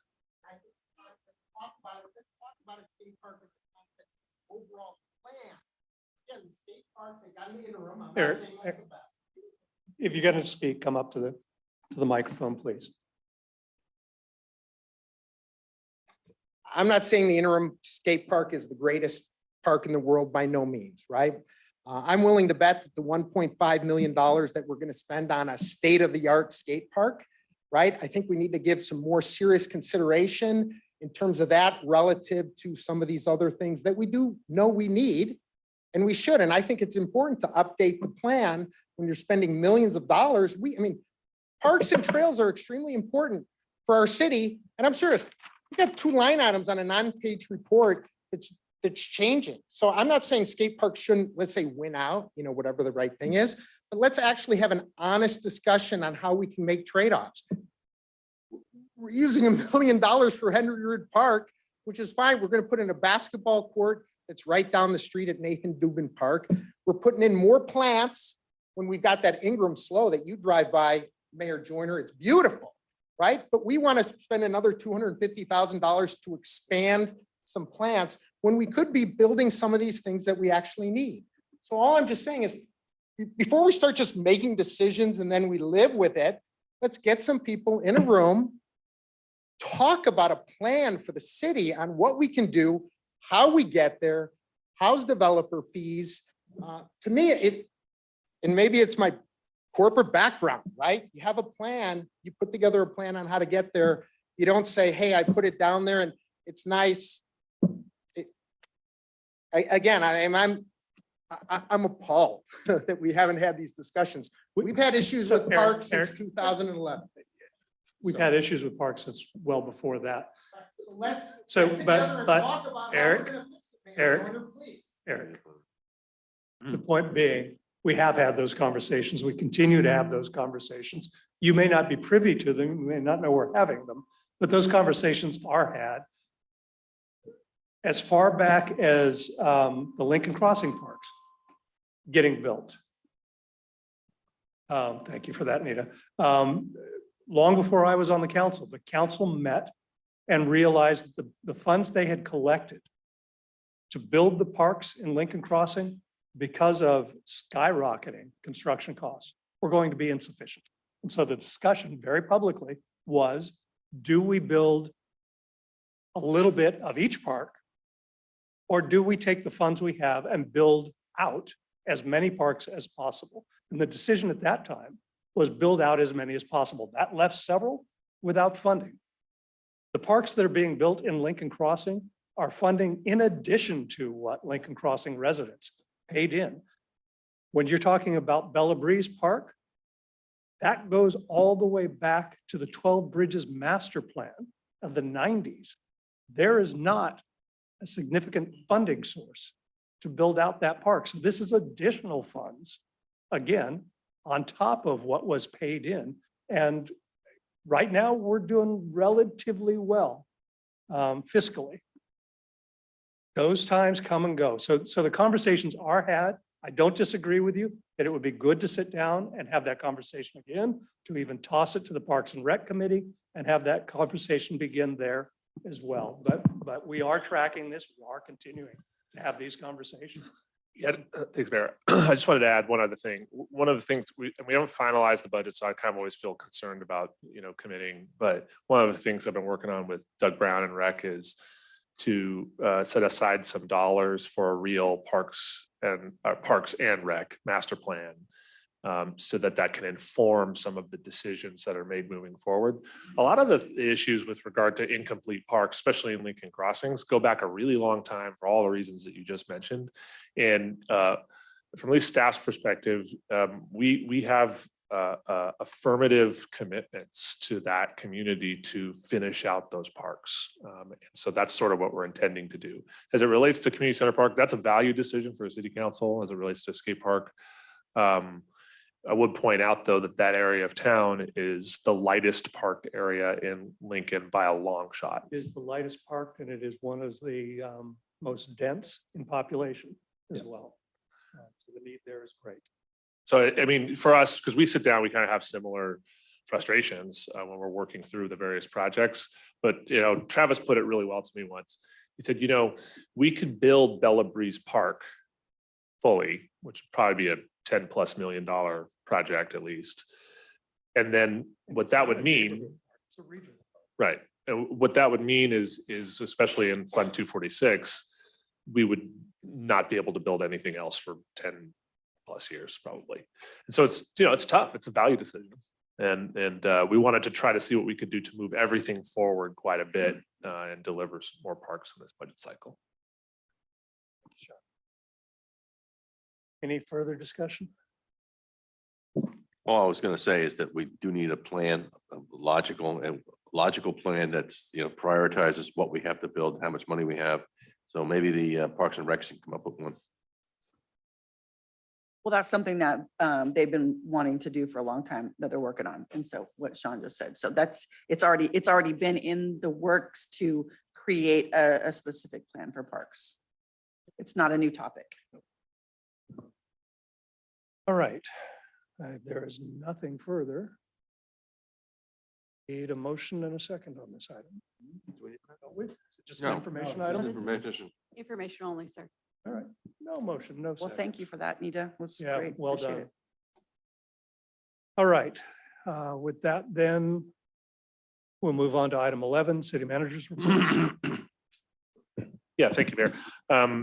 To piggyback on Christine's comments earlier, next meeting, we'll be bringing you an item which is more affordable than we thought it would be, to install a wrought iron fence along the ravine area by the Gateway Commons subdivision that we think will help solve and provide some relief to the sort of through traffic that they experience there a lot. It still will have access, we'll have some gates.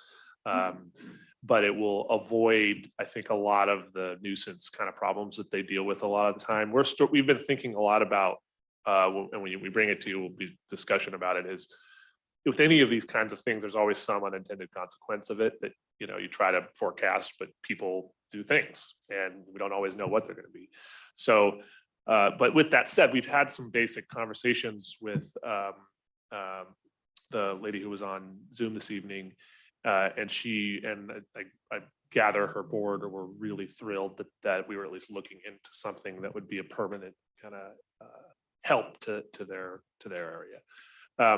In addition to that, we're getting close to having our strategy and plan on some more service-based and shelter-based concepts. And the only reason we haven't come out and talked about it publicly is that we're depending on a couple of other organizations to commit to assisting us. And they need to be able to have those discussions before they sign on.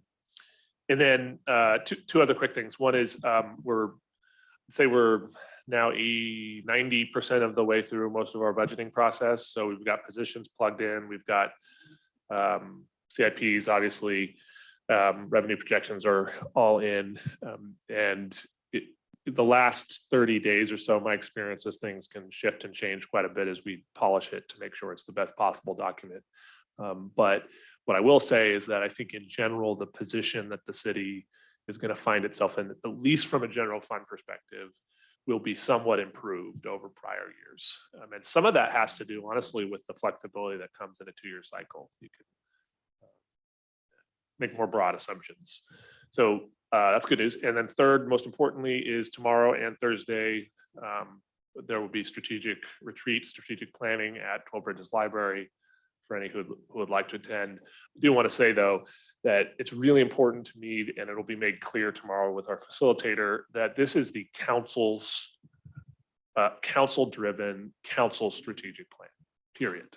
Now, you take feedback and all of that, but it's very, very important to us that the policy direction that you're given starts with you and ends with you, so that we can make sure we're doing what we want. So I'm really looking forward to it. It helps me tremendously throughout the year to kind of always go back to what the marching orders are. So I encourage those who are able to attend. And if you can't, no big deal. Decisions will not be finalized this week. They will be bundled up into a document. I'm sure there'll be a robust discussion at a future council meeting to talk about. Robust is probably the right word. Yeah, there's robust interests, I Yeah. guess. And there will be opportunities at the beginning of each day for public comment. And then, as you say, it'll become a conversation among the council. Yeah. Your mic. I've had several questions about what items are going to be covered, what days, not what times, but just, are you going to look at CIPs or that kind of discussion? I know that's not how it is, but It's not that granular. Our goal is to get an idea from the council on the broad topics, and some of them are projects for sure, that you really want to see movement on. And then below each one of those broad topics, we'll talk about some deliverables. So maybe, for example, in parks, since that's ripe tonight, which specific ones are we discussing? When do we kind of want to see those move forward? It won't get that detailed, but the idea is that, you know, you're setting our workflow for the next 2 years. What I want to come out, one of the things I want to come out of this with is an agreed upon plate of projects that we keep in mind as we move forward and start trying to add new things to staff's plate. And then we can have the conversation of, do we remove something that was previously a priority in order to get this in, or do we recognize that that is lower on our list? wow. And hold ourselves to that, because so frequently we as council go, well, that's a really great idea. Hey, Sean, you can make that happen, right? Yeah, that's happened a few times. Appreciate it.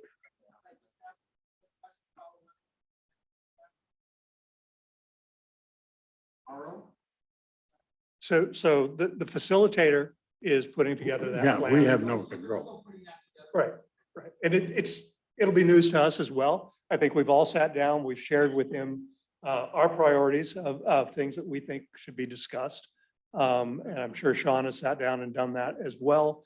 And so he's putting it all in a bag, shaking it up, and we'll have, it'll be a very informal situation where we'll have the ability to focus on certain areas if council so chooses, or staff needs direction on that. So these things are always very fluid. We haven't had one of these since pre-COVID. Right. So it's really important that we get back on track and have this conversation. Well, and I know that you and others were annoyed that we didn't have a timed agenda, and that's really not you know. That's not the format. That's not the purpose of this. This is, you know, we met individually with the facilitator and then we're gonna have a conversation about the direction that we want to go. And so I know that that's something that you had commented and other people had commented, but that's not the format of this. And you may actually see in the beginning some informational items. We've got some newer council members that may not be up to speed on several things. I think for Councilmember Brown, it's really important that he feels as though he can participate in the conversations we have. So I want him to be able to do that. And if information is needed, we need to have that conversation. But beyond that, you may even see some, I hate it, but some team building exercises going on in those early stages. Not if he listens to me. As long as the council understands that when you do that as a public meeting, that for people that during the workday, it's very difficult for trusted. Well, That's all I yeah, understand. no, and All right. that was going to be my next comment. I totally understand that, but this is, for the purpose of this is going to be some time. So we can't start at 5 and go to midnight. So this is a meeting of the council and staff. Yeah. To which the Public public is invited. is invited and welcome. This is not a town hall meeting.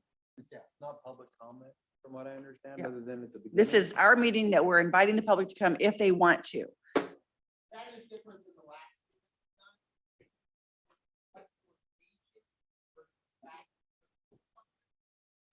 I don't think That there, might have been 3 years ago or 4 years ago. it was 2019, but I don't think it was that much back and It forth. wasn't. Yeah. Jennifer allowed a little more. Jennifer acted as the facilitator and allowed a Yeah. little more, but. Yeah. All right, let's go ahead and move on. Sean, you completed? All right, Thank council initiated business. Any council initiated business? No business. Seeing none, we move on to information items. You have an information item. The Army Corps of Engineers has agreed to come back. They're going to be speaking at Sun City. Well, I think probably at March 31st, sometime in the afternoon. And we're going to have the main ballroom, What date did you say, Bill? the 31st. And I think it's going to be in the afternoon. So Sean, I know you can't control this, but from what I've heard, I haven't watched it yet. The representative from the Army Corps was a little lackluster, shall we say? If we can twist an arm a little bit for somebody a little higher up, a little better informed, that Yeah. would be useful. I've been working with Councilmember Lauritsen and some of the members of the committee to try to provide some very specific and short, but specific questions that we, the community, are expecting to have answered. And I have had some communication with them over the past month or so that, explaining what we realize being here is we know and talk to all of these folks that are concerned about this issue. These folks come in, they manage many, many sites, and they don't have the same sort of understanding of the real concern that exists. And so I've been doing what I can to sort of really pass along to them that what the community is seeking is simple answers to what we feel are generally simple questions. And if the answer to the question is, we don't know, okay, say that. So yes, to answer your question, I've been in communication and will be until the 31st, right? 31st, yeah. I think it's 3 or 4. I'm not really sure. Yeah. And if we need to go to Congressman Kiley to step it up a little bit. Yep. Also, the water board is attending this one, which they didn't come to the Okay. council meeting, and we've had some pretty good feedback from them. Maybe reach out to, let's say, Judy Bennett, who used to be with Del Webb. And Judy should be able to remember the mitigations that were taken, the vapor seals, such, the documentation that was put in the original documents when those folks purchased their homes. I know there's doubt that those things happen. I'm aware that they happened, but having somebody who was with Del Webb at the time might be useful as well. So it might be helpful to give a report from cap to cap. So as you know, Mayor Jordan and I were gone a couple weeks ago because we were in Washington DC. I actually feel, and I think the mayor does too, that this actually was probably one of the most productive cap to caps that we've had so far. I actually got to serve on 2 teams. Public safety is my main team, but I also got to tag on to the air quality team dealing with wildfire. So on the wildfire side, we really focused on, the team put together a really great document to give to the legislators, focusing on resiliency, response, and recovery, and what our region needs for those things. But one of the things that we really focused on was trying to get them to recognize the need to relax regulations for air quality when it comes to prescribed fire. So we need to manage our forests better to avoid large forest fires. The problem is that we haven't been allowed to use prescribed fire because the emissions, it damages the air quality, and we get dinged for that when we are assessed for the progress we're making. The problem is we do all this work to lower emissions and have good air quality. You have one large wildfire and it wipes it all out, and the air is really bad. And so we're trying to get Congress to relax regulations so that we can use prescribed fire and it won't count against us in the air quality, calculations. So we focus on that a lot, and that we had some really great meetings on that side. On the public safety side, one of the things that we always advocate for is continued funding, all the different grants for staffing and for equipment and that sort of thing.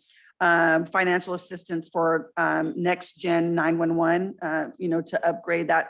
But one of the things I thought was really interesting that we asked for was the COPS grant is used to hire police staff.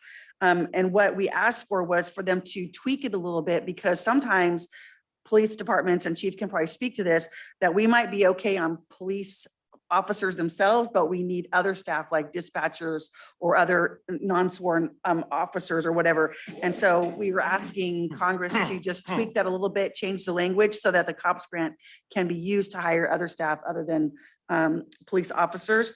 And then one thing that I actually shared a lot in our meetings was, because I heard this firsthand from our officers, and the fire department from Sac Metro and the Sac Police Department and Roseville also attested that we need legislation. It was introduced last year, but we need it to be reintroduced that would give local authorities the opportunity to, or the ability to control the airspace when it comes to unmanned aircraft, the drones. Because if you have a crime in progress or a missing person or a fire, and we want to send up our drones to handle that, if there's a Joe Schmo in the neighborhood who has a drone up, it shuts down the whole operation because we don't have the authority to tell them to stop it, and we don't have authority over the airspace. So that's one of the things that we asked for them to reintroduce legislation to give local law enforcement the authority to take care of the airspace. So the drones are very effective when you are fighting crime or you're looking for somebody or to assess a fire, but it can shut down the whole operation. And so those are some of the things that we talked about. And like I said, very productive. We met with several legislators themselves, but their staffs were very engaged and very helpful. So I felt it was very worthwhile. Yeah, I agree. And it's, as we talk about meeting with the electeds and their staffs, you got to think about the fact that it's really the staffs that are doing the work. The elected makes the notes, hands it off to their staff to flesh that out and make things actually happen. And so any legislation that we may be hoping to influence is rewritten and proposed by that staff. So even when we're not meeting with the elected themselves, it's very often a much more useful meeting when we're meeting with staff. And it doesn't sound logical, but that's the way It is, DC yeah. works. Mhm. A whole bunch of less than 30-year-old Ivy League kids are running Washington, DC at the moment. And so anytime you can get their ear, it's helpful. They are the folks who, when the electeds, let's go with the House, elected every 2 years. When the electeds move on, the staff stays. They shift offices. they shift alliances, but they're the institutional memory, knowledge, and a little bit of power, oddly enough, behind all of this. So I was on the transportation team, and a little bit about Cap to Cap. It is the 6-county Sacramento region going and lobbying. There are 400 strong this time out, 103, I believe, electeds. Great many CEOs from all of our regional businesses and other business owners and influencers that went back for this. I was on the transportation committee. Within that, the decision this time out was to focus not on our individual projects, but on something called the mega region, which is even greater. It's a 16-county region. And there are 12 projects that have been agreed upon between these 16 counties going all the way into the Bay Area and halfway down the valley. Most of them, not all, but most of them rail involved, and how we can get increased mobility without increasing capacity of our roadways. And the state of California, I'll just say this, that a week prior to going to Cap, many representatives from SACOG and the mega region did a legislative day down at the state capitol. And one of the messages that came through very, very strongly from this administration was, we will not fund, we will not support any capacity adding roadway projects, period. Don't even talk about it. Don't even bring it to us. We don't want to know about it.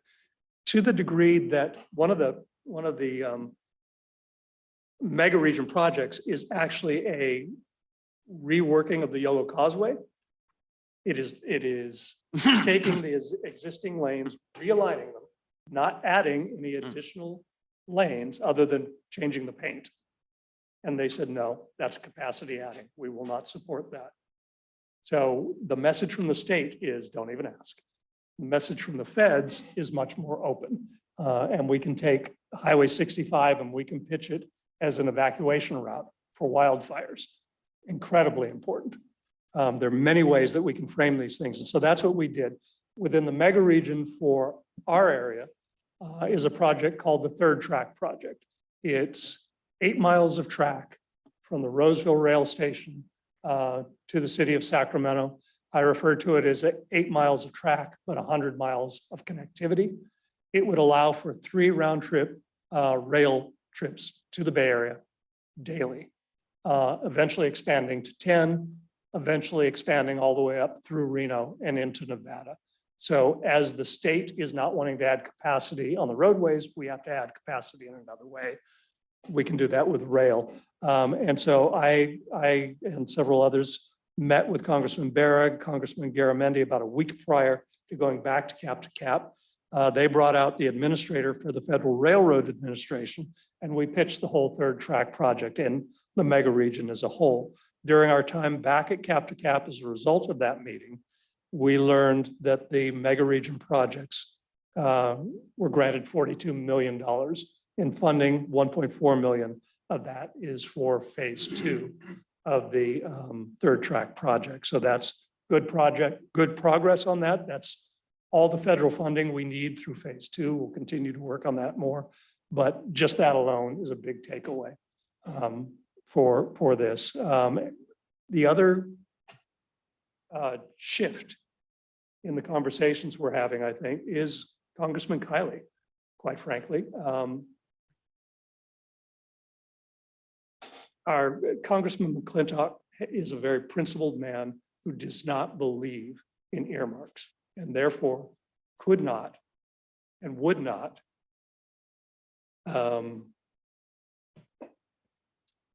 bring back funding for any project that wasn't a clear federal responsibility. Simply couldn't do it. He's a big supporter of veterans. He would focus on that. He's a big supporter of addressing the wildfire issue. He would take care of that. Congressman Kiley, however, is more accepting of earmarks and is actually actively targeting funds for our region, for his district coming back. So we've got a strong partner in that now that we didn't have before. And I think that was reflected in our time back there. So for me, My very first meetings were on Saturday with Placer County Transportation Planning Agency's new lobbyist, Mike Miller with TFC. He laid out, he's a 30-year veteran of DC. He laid out this administration, how to approach them, what legislation is coming through, what we should be focusing on through all of that. So earmarks, grants, and advocacy is what his job is for us back there.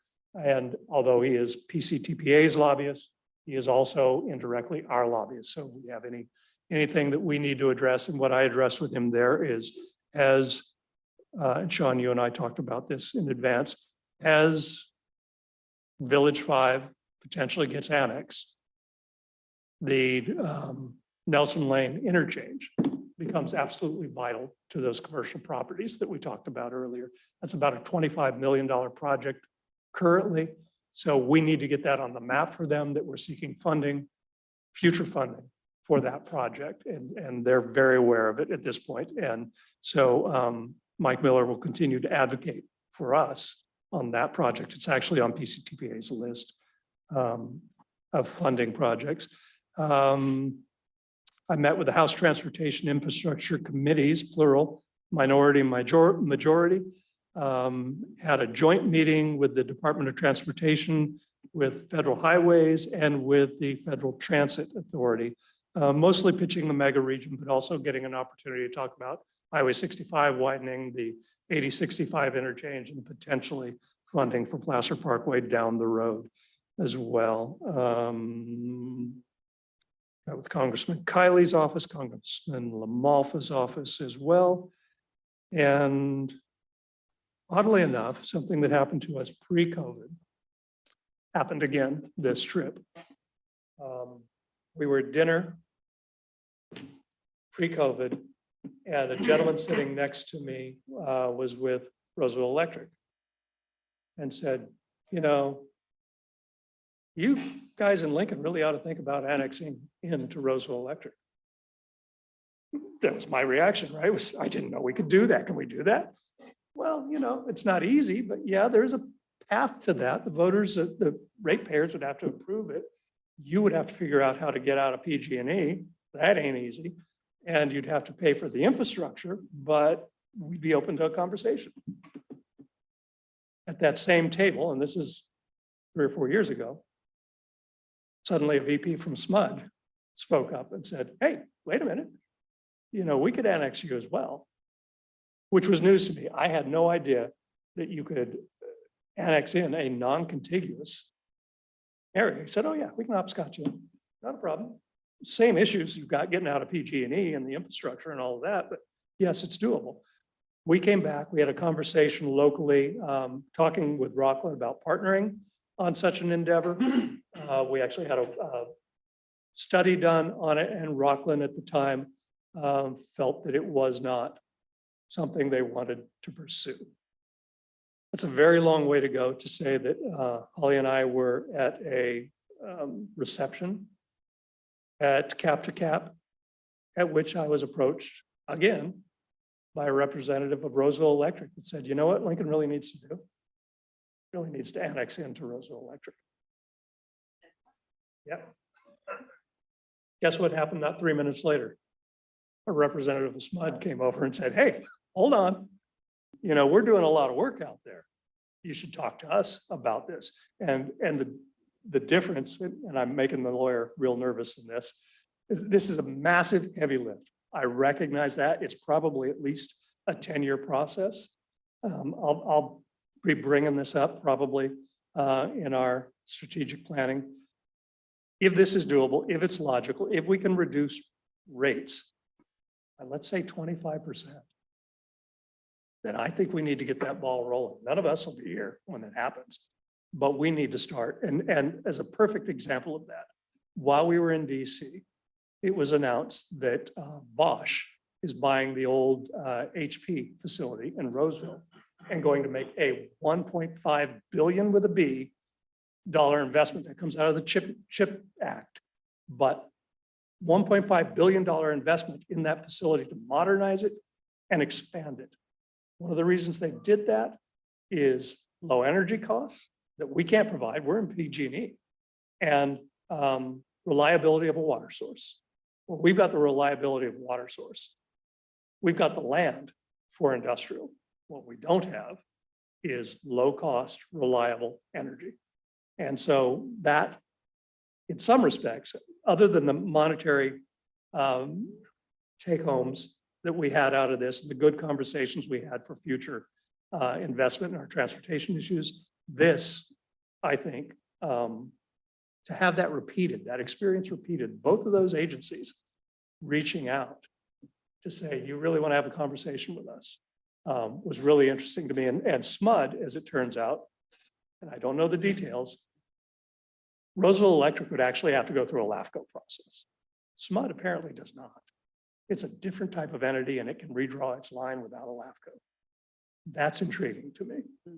So it's a very long-winded report out, but Right, but even on the Roseville side, and we won't say who, but the gentleman who we were talking to was very willing to step into that with us and said, you know, like, I'm willing to do both things. And said it's a heavy lift. And I said, well, we're not afraid of heavy lifts. And I actually think we could probably get it done in less than 10 years, but I'm not an well, expert. it's the PG&E Yeah. side. It's the Well, yeah. litigation. Yeah, yeah, well, We watch San Francisco. San Francisco's already out there and spending a lot of money. If they can be successful, or if they can distract PG&E, quite frankly, from little Lincoln and Rockland, so, you know, that'd be good too. But I think the first conversations to have, yeah. first of all, it's, I know we've been asking to reinstitute the 2x2x2 meetings with the other cities. We haven't done that yet. I think we need to get that done. I think the very first conversation that we need to have is this. Well, and we were with another Rockland council member, and I think their position might have changed. When we Yes. were talking It to has. was more interested than they were a couple of years ago. And the reality of this may be, we probably cannot and do not want to buy PG&E's aging infrastructure. And we probably can't condemn it, probably. So we would have to, in all likelihood, bond for the infrastructure, the transmission lines from SMUD or Roseville Electric. We could share that cost with Rockland or whatever other partners want to come in on that. But that's something we're going to have to take a look at. And I increasingly think it's doable and probably should be done. It's more doable than it was many years ago. Mayor, can I add two more things to I'm sorry, I forgot. I just don't want to forget. Really cool news. Our very own Chief Alves next week will be in Quantico, Virginia, which you might have heard if you watch any sort of FBI television shows, is sort of their headquarters. And he will be attending the National Command College hosted by the FBI at their cost. They pay for travel, lodging. And he applied for this program, which is new. It was just for departments under 50 sworn, and it is a competitive process. So we were really excited that he got accepted. It's a career type opportunity. You don't get to go, but probably once in your whole career, really. So we're super proud of him and looking forward to hearing his cool stories when he comes back. Congratulations, that's awesome. Yeah. And the other shout out is she's not here this evening, but I'll let you know on email, but I want the community to know we've promoted Ruth Ann Codina, who has been our faithful budget officer here for many, many, many years, to finance manager. And so she will be working right under Nita and managing much larger area of finance than she has in the past. And we couldn't be more thrilled after such a long time here to get that promotion out. Thank you. You bet. Thank you. Any other information items? I have one. I was fortunate enough to be able to fill in for the mayor who wasn't here on Saturday. There was a celebration of the completion of a house for a person in the community. It was a community effort, kind of ramrodded by the builder's official organization. But I accepted a plaque or an award to the city, but I really believe that it belongs to the compliance department because both Kim and Tim are the people that got this started and rolling. But the number of different businesses and nonprofits is a true community effort. And, you know, I was making the point to a lot of people that were there is people talk about builders, they talk about development being bad. Those people turn around and contribute and are a part of the community also. And I saw pictures of the before, I saw the after.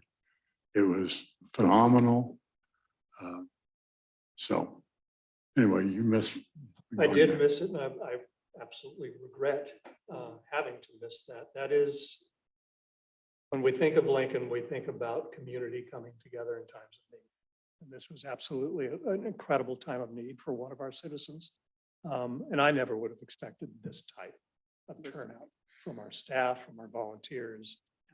Just incredible. But what it reflects to me is that we still are at our roots, the community we've always been. Always. That pulls Always. together for one of our own.